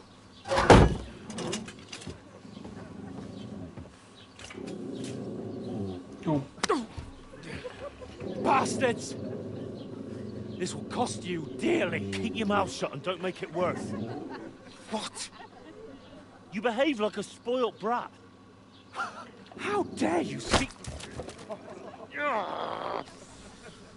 Cavolo, pomodorio in piedi. If you just shut up and done some work, we'd have coin by now and be on our way to the castle, but no. Not his lordship. You've got a nerve. Un bel coraggio, no, ha ragione, sinceramente, ha ragione. The hero would have been there long since, and I wouldn't have had to get you out of that mess. Oh yeah, because this isn't a mess, is it? Fuck off. Shut up! Or you'll get a whipping too.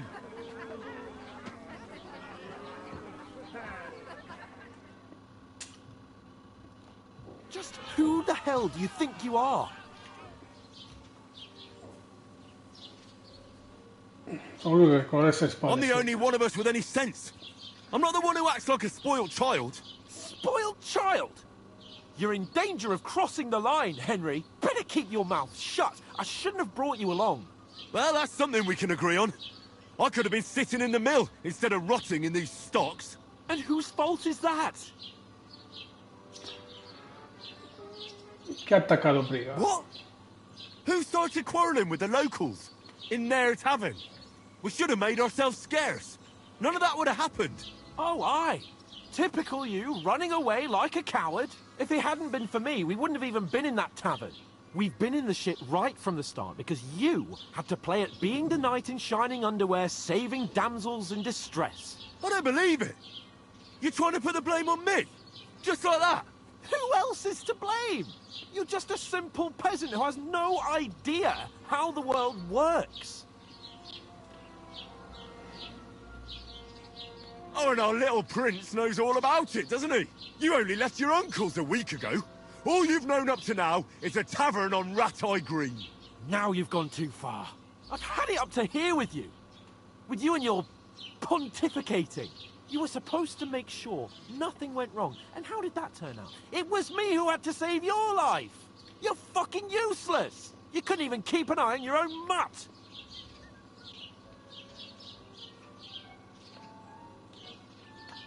That's enough! Don't you fucking realise how badly you've been wronging me all this time? I bend over backwards for you, I tolerate all your stupid fucking whims, and what do I get? Insults and accusations. But right from the start you acted like you were on some nobleman's outing. All you cared about was whoring and boozing. You know full well the ambush was your fault, and now you're kicking out so you don't have to admit it. What do you... But let me finish. I wasn't born with a silver spoon in my mouth, but unlike you, I'd have managed to deliver that message. And that's because I'm responsible and know how to behave in a way that doesn't make me feel ashamed. In a way that would make my parents proud of me. Which parents do you mean? Radzig?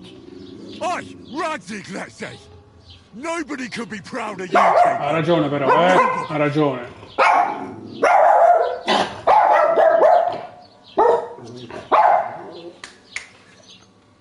We'll see who's proud of you.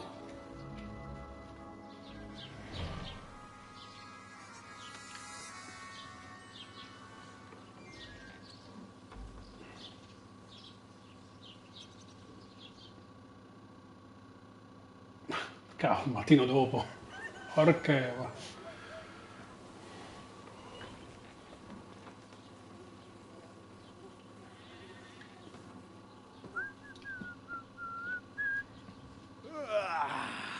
Right, ladies.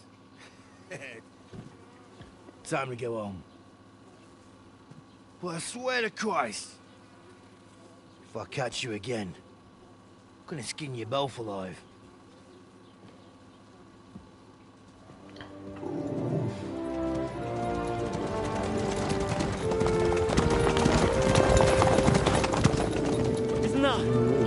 Otto. Otto Wolverine.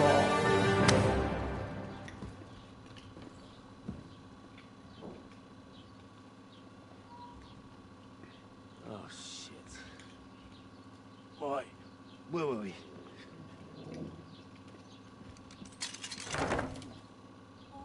Go on, get out of my sight. What are we gonna do? You can do as you like.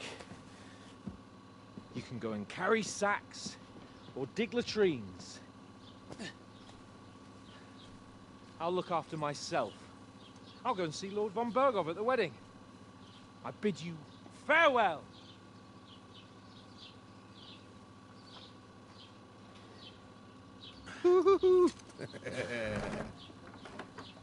Oh. Yeah. If I were in your shoes, I'd be glad to be rid of the good for nothing, huh? Yeah. All right, off you go.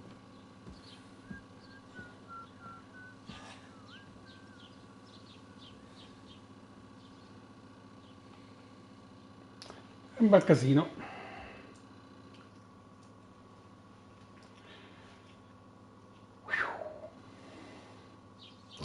Qua finisce male. Crimine e reputazione. Ogni azione ha delle conseguenze. Se commetti crimini, le persone reagiranno. Cos'è un crimine? Tutto ciò da cui un onesto cristiano dovrebbe tenersi alla larga è considerato un crimine. Non bisogna uccidere innocenti, rubare, entrare nelle case altrui, fare del male alla gente o agli animali domestici, né disturbare la loro tranquilla esistenza. Conseguenze dei crimini. Se qualcuno ti coglie in flagrante mentre commetti un crimine, ti denuncierà alle guardie e tu ti affronterai direttamente. Non sei sicuro nemmeno se nessuno ti coglie in flagrante. Le persone sono stupide e potrebbero dedurre che sei tu il colpevole.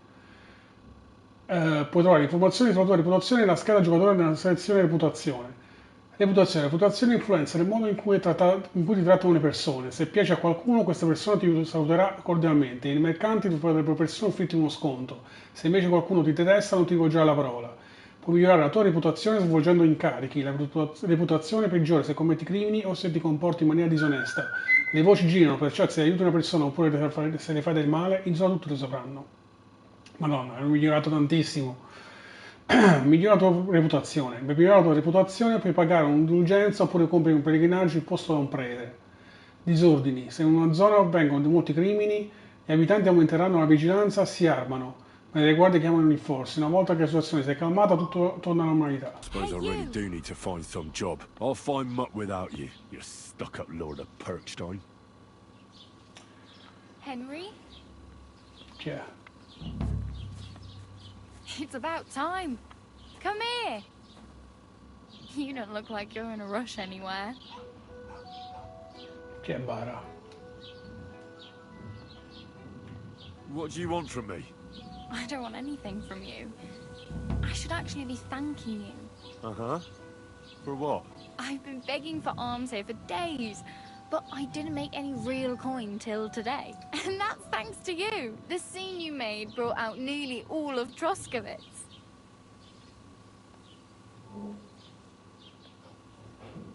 You don't have to thank me. I could have done without it. And that fracas in front of the tavern as well. Oh well. Not many people can make such a strong first impression. But look on the bright side. Hmm? Now things can only get better. Yes, you're probably right. It doesn't get much worse than that. Unless somebody tries to kill me. Again. You're still alive in one piece. It's a new day and the sun is shining. Like Tomcat always says, bruises build character.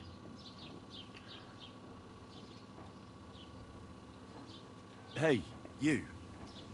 What's your name, anyway? What do you do? I'm Bara. Just Bara. Looks like you know your way around here pretty good. You're from here, right? I ain't. I'm just passing through. Where are you headed? If you're only passing through here. For work. To the city. I'm tired of serving landholders. They all promise the moon, but then you're eating stale bread, cold porridge, and a nary a groschen in sight. With the city folk, it's bound to be better.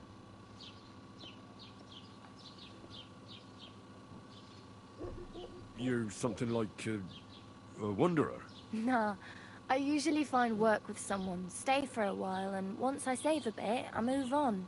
Then why are you begging here? Sometimes I collect herbs for the apothecary, or help in the tavern.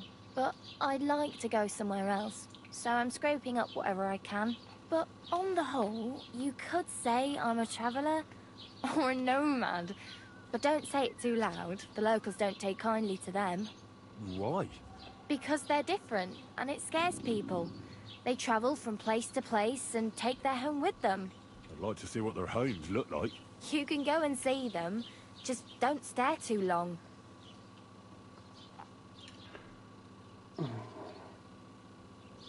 You said you were going to a city. You mean like to Prague? Or somewhere further? I'd like to go to Prague, but I don't know anybody there. In Kuttenberg, at least I have a cousin. Aha. So you're going to visit her? Well, she doesn't know it yet. But I won't be troubling her long. Just until I find a way to make a living. Why exactly are you helping me? Why? Why? Because you look like you need it. I've been in the ship plenty of times, and I know how appreciated a helping hand is in times like that. What do you want to do in the city? I'll find something. I'm not afraid of work. I'm not half-witted. Maybe someone could use a cook, or a servant. Don't get your hopes up. The city can be a pretty dangerous place for a girl on her own. You mean they don't hand out groschen by the bucketful? And the streets aren't full of roasted stuffed geese? I appreciate your concern, but I have to get to the city first. That's going to take me a long while yet. Do you know anything more about Tomcat? They say he's a master swordsman, but a real joker too. He loves showing off to girls.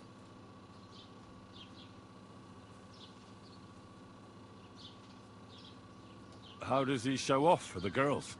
With his muscles. He ricks logs with his hands. He even let himself be run over by a loaded hay wagon. Crazy. But to be fair to him, he sometimes helps people. Stanislav's sheep fell into a pit one time. And Tomcat pulled it out? And, not just that, he crawled down to get it. And when he found the poor thing had a broken leg, he carried it on his back all the way home. Where might I run into Tomcat? In the camp by the tower. That is, by Rock Tower Pond. He watches the camp for the nomads. Should I watch out for them? No, I don't think so. They mind their own business, but strangers usually mean trouble for them, so they're careful. Try not to stare too hard and hold your tongue, otherwise Tomcat will show you some of his other skills. Do you think Tomcat might teach me a few of his tricks? No offence, but compared to him, you're a bit of a lightweight. I don't want to pull wagons, but if he can handle a weapon, I'd be happy to train a little with him. Iustra Amriali o il Coronaia le Lortube come eur dedicata e fana in support più. Mind adding me on Discord. Britti 12.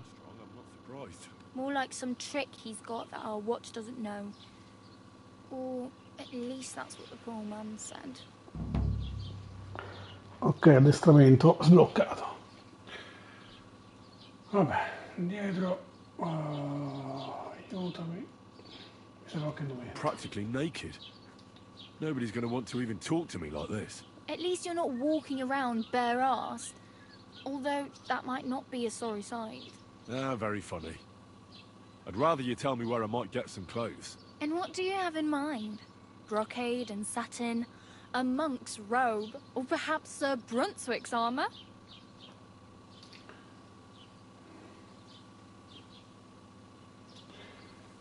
Preferirei non farmi notare. I'd prefer something a little more ordinary. I'd like to blend in with the locals and not attract attention. After what you did here with that friend of yours, even the deaf and blind would immediately recognize you. But between the two of us, it's easy enough to scrounge up a shirt and trousers if you know where to look.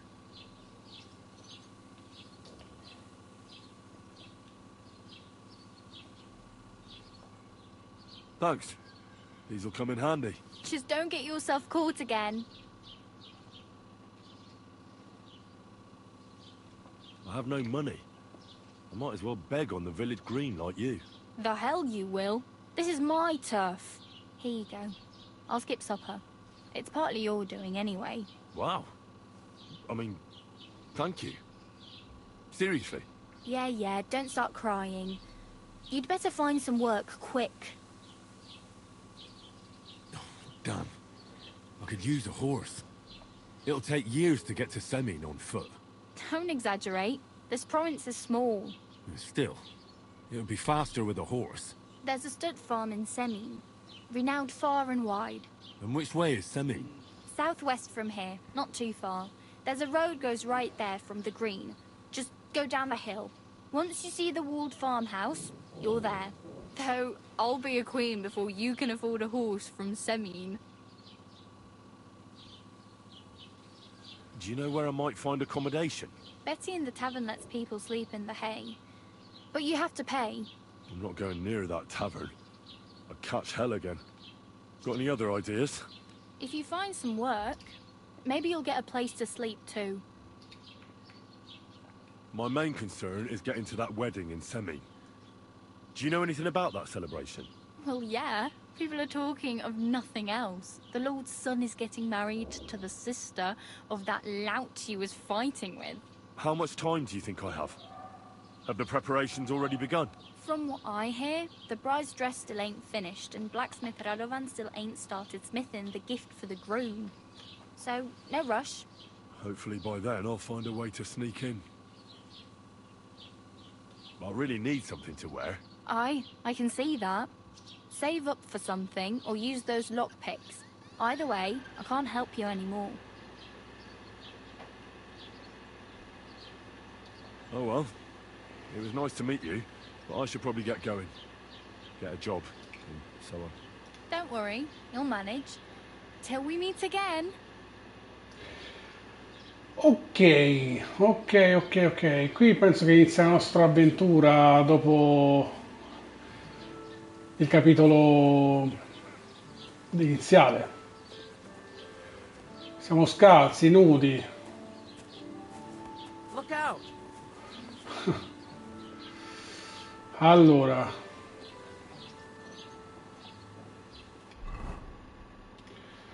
Quindi.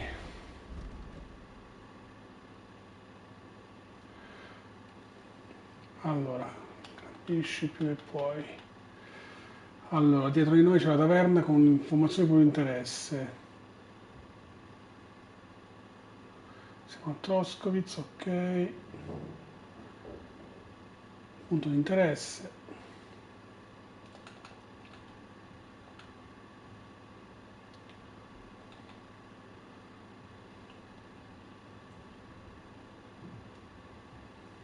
Partecipa al banchetto nuziale, aiuto nel milione Craig. Ok, allora questo è il C, quindi penso che la prima è la A. Scopri cosa è successo a Matt. Va a trovare Micione. B. Partecipa al banchetto iniziale, ok. Ok. Allora.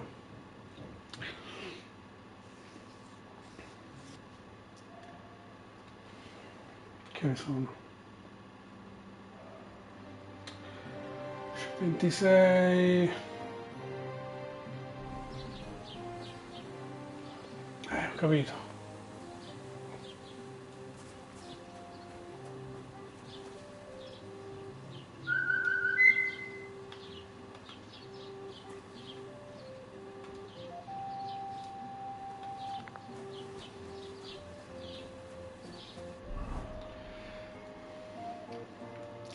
Municipio e palazzo comunale. Il municipio era la sede del Balivo o del consiglio cittadino. In origine non si discostava da una comune dimora cittadina, ma con il tempo si trasformò in locale ufficio amministrativo a palazzo comunale. In Boemia i palazzi comunali risalgono alla fine del XIV secolo. Si trattava in genere di edifici in muratura, perlomeno nei piani più bassi con sale da soffitte a volta. Il piano terra del municipio ospitava botteghe, una taverna, la sala della bilancia pubblica, una postazione di guardia e un'armeria. Su una delle pareti della stanza la bilancia, utilizzata per uniformare gli strumenti di pesore dei negozi cittadini, era indicata la misura precisa di cubito, mentre il resto della sala ospitava pesi e altri riferimenti, ufficiali per unità di misura valide, all'interno della circoscrizione. Al primo piano del municipio si trovavano la sala del consiglio, la cappella e Abovindo, lo studio dello scrivano e le camere residenziali. L'ultimo piano serviva da granaio e sbogazzino, mentre il sottoscala ospitava una regione e un emporio. La sala del consiglio ospitava le riunioni del consiglio cittadino e dei suoi armati, che venivano conservati con documenti atti notarili, contratti di licenze o contro gli archivi cittadini. E chi non cambia Deliverance potrà visitare un solo municipio, quello di Rattai.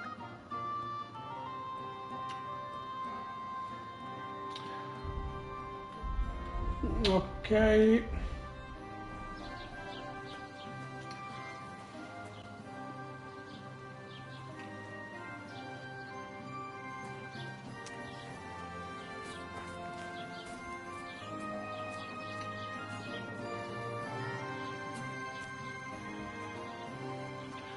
Ok, qui siamo nella bottega.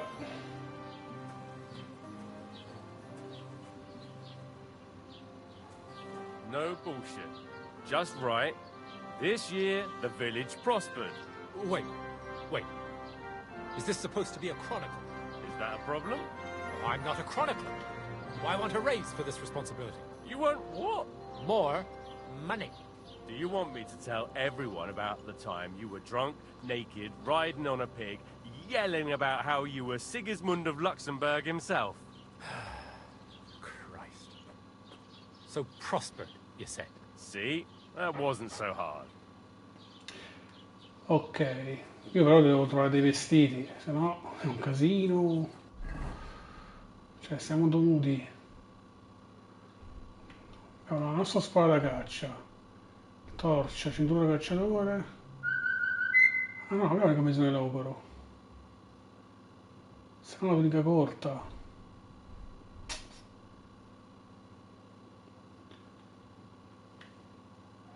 Ah, ecco, dovevamo apprendere la ricetta. Ah, ok. Serve un po' del vino, un'ortica della bella donna. Vabbè. Allora, visto che così siamo malconciati, ora non so se...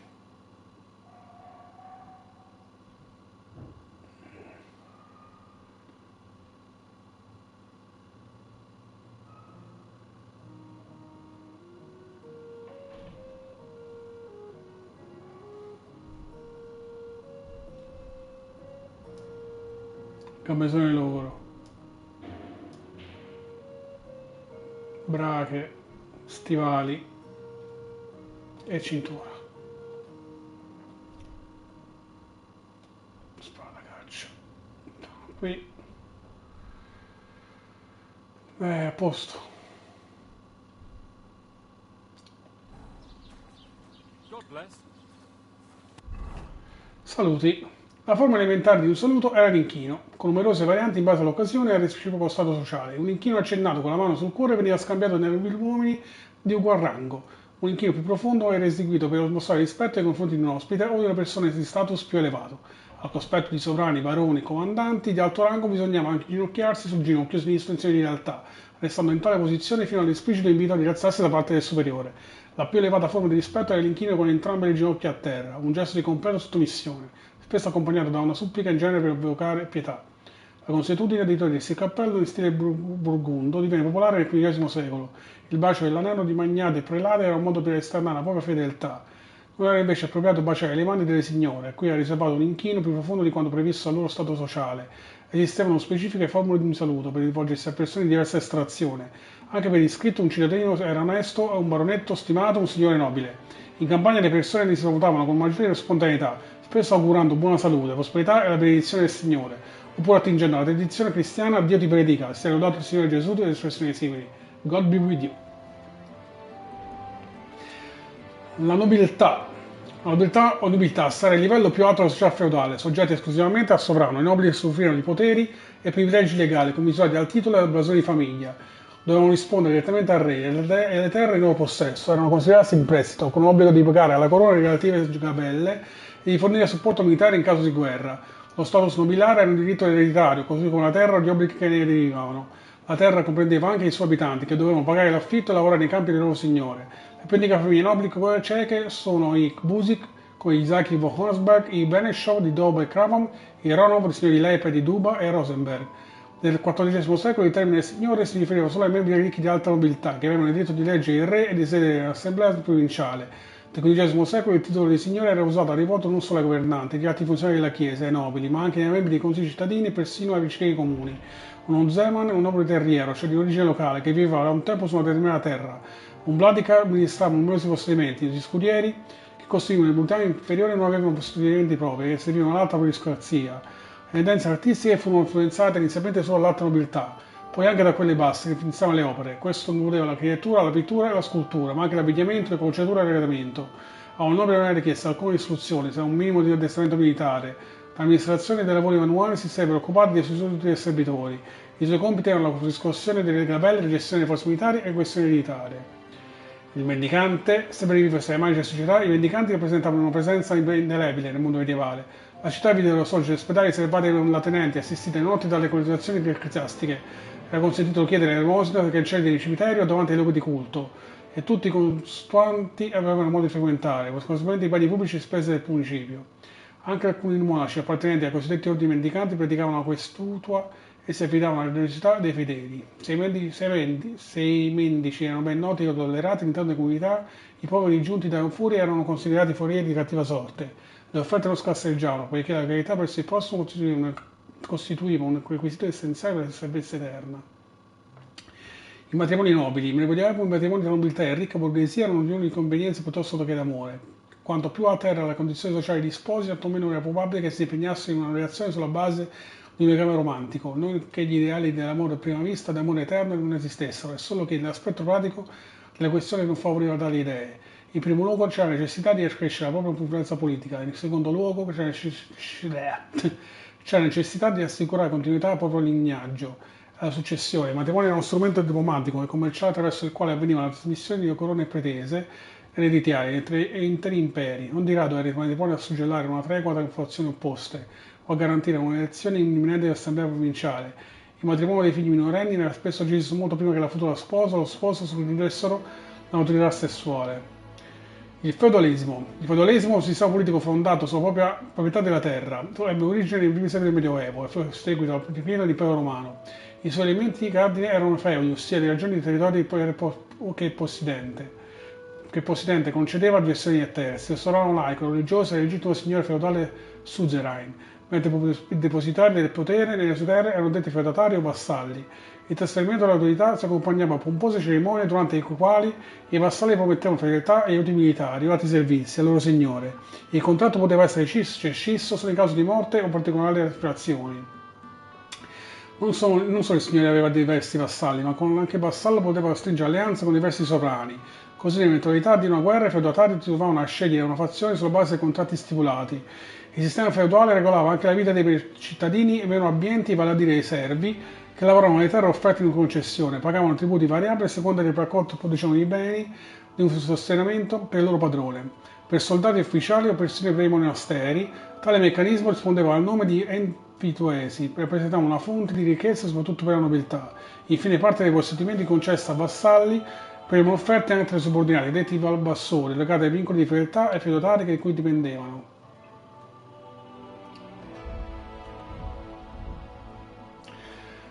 Le gioie di Trotsky. Un'area nota anche come Paradiso Boemo, nel circa 90 km a nord di Praga, con un gran numero di monumenti naturali e culturali. I principali punti di riferimento delle regioni sono il Monte Kozakov e il Castello di Trotsky. Le tratti di siti importanti includono, ad esempio, le formazioni rocciose di Prachov e Klokloci, i castelli di Kos, Wandistan e Sikrov, e i siti di stagni. Il pittoresco paesaggio è sottolineato soprattutto dalle disposizioni di rocce di aria, caratterizzate da rilievi e torri scosciose aspre. Si tratta di un'importante area paesaggistica proiettata da una petizione popolare per una più pratica applicata. Qui oggi la zona è attraversata da una fitta rete di sentieri con escursionistici, con un paradiso ai primanti natori della storia. Le mediane regioni erano piuttosto vivaci, soprattutto grazie ai numerosi castelli, fortezze e fortificazioni.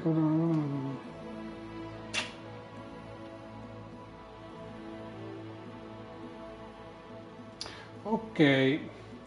Villaggi regione di Troskowitz. La prima menzione si trova nel 1388, in relazione al vicino castello, probabilmente il villaggio esisteva già da molto tempo. Il suo nome deriva dalla rocca su cui fu costruito il castello. Questo infatti assomigliava lontano alle rovine del castello. Poi c'è Tachov, un piccolo villaggio a 1,5 km da nord di Troskowitz, citato la prima volta nelle fonti nel 1988. Un torrente senza nome lo attraversa e sfocia nello stagno di Krkskar, formando cascate lungo il percorso, una delle quali alta circa 10 metri. Oggi il villaggio fa parte di un'area protetta ed è attraversata al sentiero d'oro del Paradiso Boemo. Di Zerzhov iniziano solo poche notizie, in particolare nel 1558, quando i tre figli del signore di Semin vendettero la fortezza e il villaggio a castello di Kali. La fortezza fu abbandonata durante la guerra con gli svedesi. Bevande. L'acqua potabile era spesso carente, soprattutto per l'inquinamento dei fiumi, prodotto dall'attività umane delle regioni rurali, mentre i succhi di frutta erano disponibili solo in particolari stagioni. Di conseguenza tutti bevevano birra, inclusi i bambini. La birra prodotta nelle abitazioni di epoca era più leggera e corposa che di quella odierna, conteneva al massimo il 5% di alcol e veniva anche impiegata come prodotto da cucina. Non veniva schiuma e era distillata a fomento, birra bianca e all'orzo, birra antica. Solo nel XV secolo furono aggiunti i luppoli per accrescere la qualità della bevanda, legandola allo tal modo al caratteristico gusto amaro. Il vino era consumato in corte e in monasteri, differiva da quello odierno per il sapore speziato e estremamente dolce. Di norma veniva condensato in uno sciroppo viscoso e pulito con l'acqua. Anche i liquori erano scarsamente diffusi perché i processori di produzione imponevano volumi ridotti. I distillati di frutta e cereali erano più leggeri di quelli odierni e presentavano un tasso alcolico del 15-20%. La bevanda più popolare era l'idromiele, prodotto con il miele frammentato e disciolto in acqua. Boschi. I boschi appartenevano al re, soprattutto nelle zone di confine, e rivestivano un ruolo strategico prima ancora che economico. Gli alberi battuti che erano utilizzati come fortificazione cosiddetta abatis. A partire dal XIV secolo si iniziò a preoccupare di preservare i boschi, solo il Rossomano poteva autorizzare i sudditi ad abbattere le piante per motivi edili. Egli poteva anche concedere ai lavoratori il diritto di farsi vascare il bestiame o fare carbone, ma a condizione che non ostacolasse la produzione dei cervi. I sudditi erano tenuti a tagliare l'erba e a essiccare il fieno delle radure boschive. Gli era anche consentito di catturare i lepri, mentre la caccia era proibita a tutti tranne che al proprietario e al suo cacciatore ufficiale, severamente punita. I boschi dell'epoca erano composti principalmente da faggi, abeti e querce, si battevano solo determinati tipi di alberi. La quercia per le strutture idriche, per esempio la betulla per il carbone. Nel Medioevo le foreste subirono pesantemente l'intervento dell'uomo e alcune regioni furono completamente disboscate. Case e abitazioni. Gli ambienti di videocasa medievale nelle città come nei villaggi comprendevano una cucina, un vestibolo e un soggiorno su un unico piano. Fu solo nel XV secolo che iniziarono a vedersi le prime case a 2 piani. Le pareti venivano rivestite di argilla per proteggere le intemperie e per ridurre il rischio di incendi. Le finestre erano di piccole dimensioni per ridurre le dispersioni del calore. Il perimetro delle case era generalmente cintato e il cancello d'ingresso sufficientemente ampio da permettere i paesaggi di un carro coperto. Altri edifici di varia utilità potevano coesistere accanto alla casa: stalle, ferini, latrine, forge, capanni per la legna e granai. I rifiuti venivano lasciati fuori dalle case, nei campi o smalti nei pozzi neri. Le latrine stesse erano costruite in posizione delle fognature. Nella casa tipica dei villaggi l'ingresso conduceva nel cortile a uno spazio centrale, da cui si accadeva al soggiorno Si accedeva al soggiorno e alla camera da letto. Le abitazioni erano costruite a legno su fondamenta di roccia di gisba, vale a dire l'ambiente principale delle case dei villaggi, includeva il soggiorno e la cucina, e ospitava sostanzialmente un forno o un focolare. In cima al focolare a fuoco convogliava il fumo verso il tetto. Altre aree della casa servivano a ripostiglio per cereali, attrezzi, conserve alimentari e così via. Torce e candele appoggiate in candelabri di terracotta contribuivano all'illuminazione, ma la maggior parte della luce proveniva dal focolare. I pavimenti erano di terra battuta, mista e paglia, foglie o peli di animali. Il tetto era in generale di paglia, realizzato in balle di fieno o canne, spesso in doppio strato. Di fronte alla casa si trovava l'orto e un cortile adibito all'allevamento di pollame, maiali o altro bestiame. La chiesa, nel periodo pre-uscita, la chiesa possedeva tenuti in abbondanza, il loro valore complessivo era tale da rivaleggiare con le proprietà dell'aristocrazia e dello stesso re. In più la chiesa incassava diverse tasse e prebende, costante fonte di dispute non soltanto con la società secolare, ma anche in seno alla chiesa stessa. In aggiunta a prelati, sacerdoti, assistenti e dissesti, la fila ecclesiastica non ne avevano e mantenevano anche devoti arcivescovi, ufficiali, clericali e monaci, puntuali di circa un decimo della popolazione. Nel XIV secolo l'aumento dei costi di mantenimento e l'incapacità del clero di garantire il benessere fisico e spirituale della popolazione, soprattutto in tempi di guerra o pestilenza, condusse a un rapido indebolimento del potere ecclesiastico e a una diffusa mancanza di fiducia nei confronti della Chiesa come istituzione. Da questo scenario che scaturivano le prime battaglie della Riforma, così come decine di movimenti e sette eretiche, come ero un rinnovamento interesse per gli antichi riti pagani. All'epoca la messa aveva una funzione di ritrovo sociale più che spirituale, laddove i convenuti si intrattenevano piacevolmente, intrecciando come persone relazioni amorose o commerciali. La forma uscita segnò un cambiamento delle abitudini a un ritorno della vera devozione. Il declino della fiducia della Chiesa venne incoraggiato dalla prima traduzione cieca della Bibbia, grazie alla quale le idee originali, contenute nelle sacre scritture, potevano diffondersi a voce anche tra le fasce non istruite della popolazione. La fiamma della rivoluzione era stata appiccata.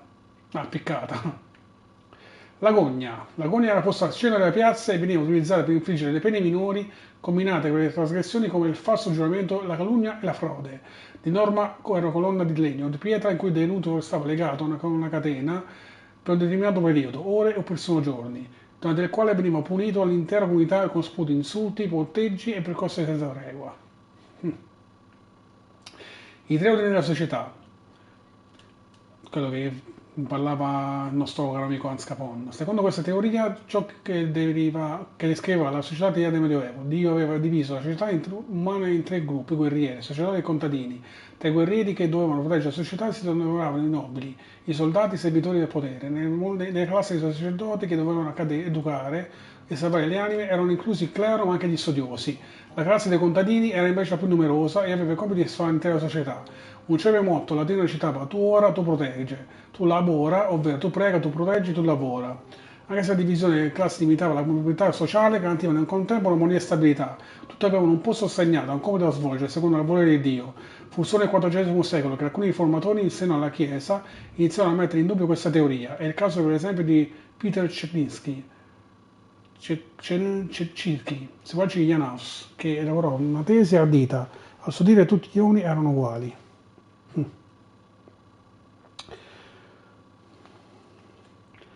Bene, tossine, abbiamo letto, che combattimento, abbiamo letto, stendante, abbiamo letto, il villaggio.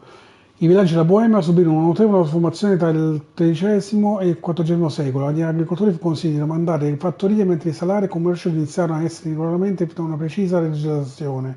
Anche la pianta dei villaggi cambiò, si passò dalla costruzione disordinata di edifici a un'esposizione più razionale e geometrica, con ampi spazi per strade e mercati. Il numero di case variava tra 20 e 25.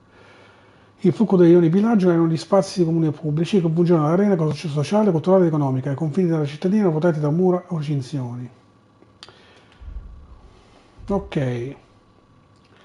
Agricoltura, giorni nostri è normale conservare ampi spezzamenti. Abbiamo già letto usare.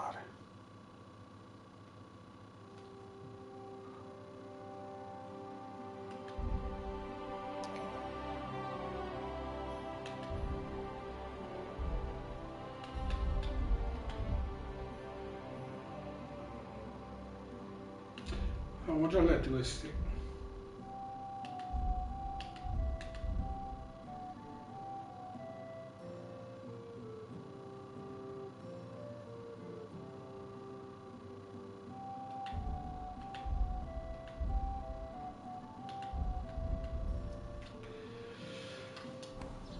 Ok ragazzuoli, direi di finire da qui per ora.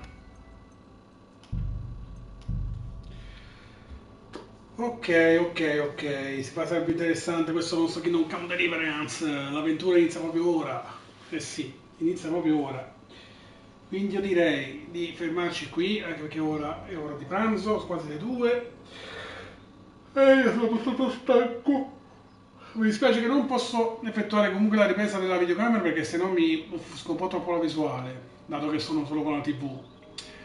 Va bene, noi ci vediamo penso domani. Domani credo che avrò ancora molto più tempo, anche nel pomeriggio, quindi credo di andare a esplorare il nostro villaggio di Troskowitz e vedere un po' come possiamo anghindarci bene. Poi cerchiamo anche di trovare il nostro map e seguiamo le missioni per lettera alla lettera, man mano, e non vedo l'ora di esplorare appunto questo nostro nuovo mondo.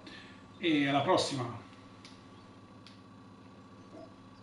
Mi raccomando, già Stock 79, seguitevi, attivate la campanellina.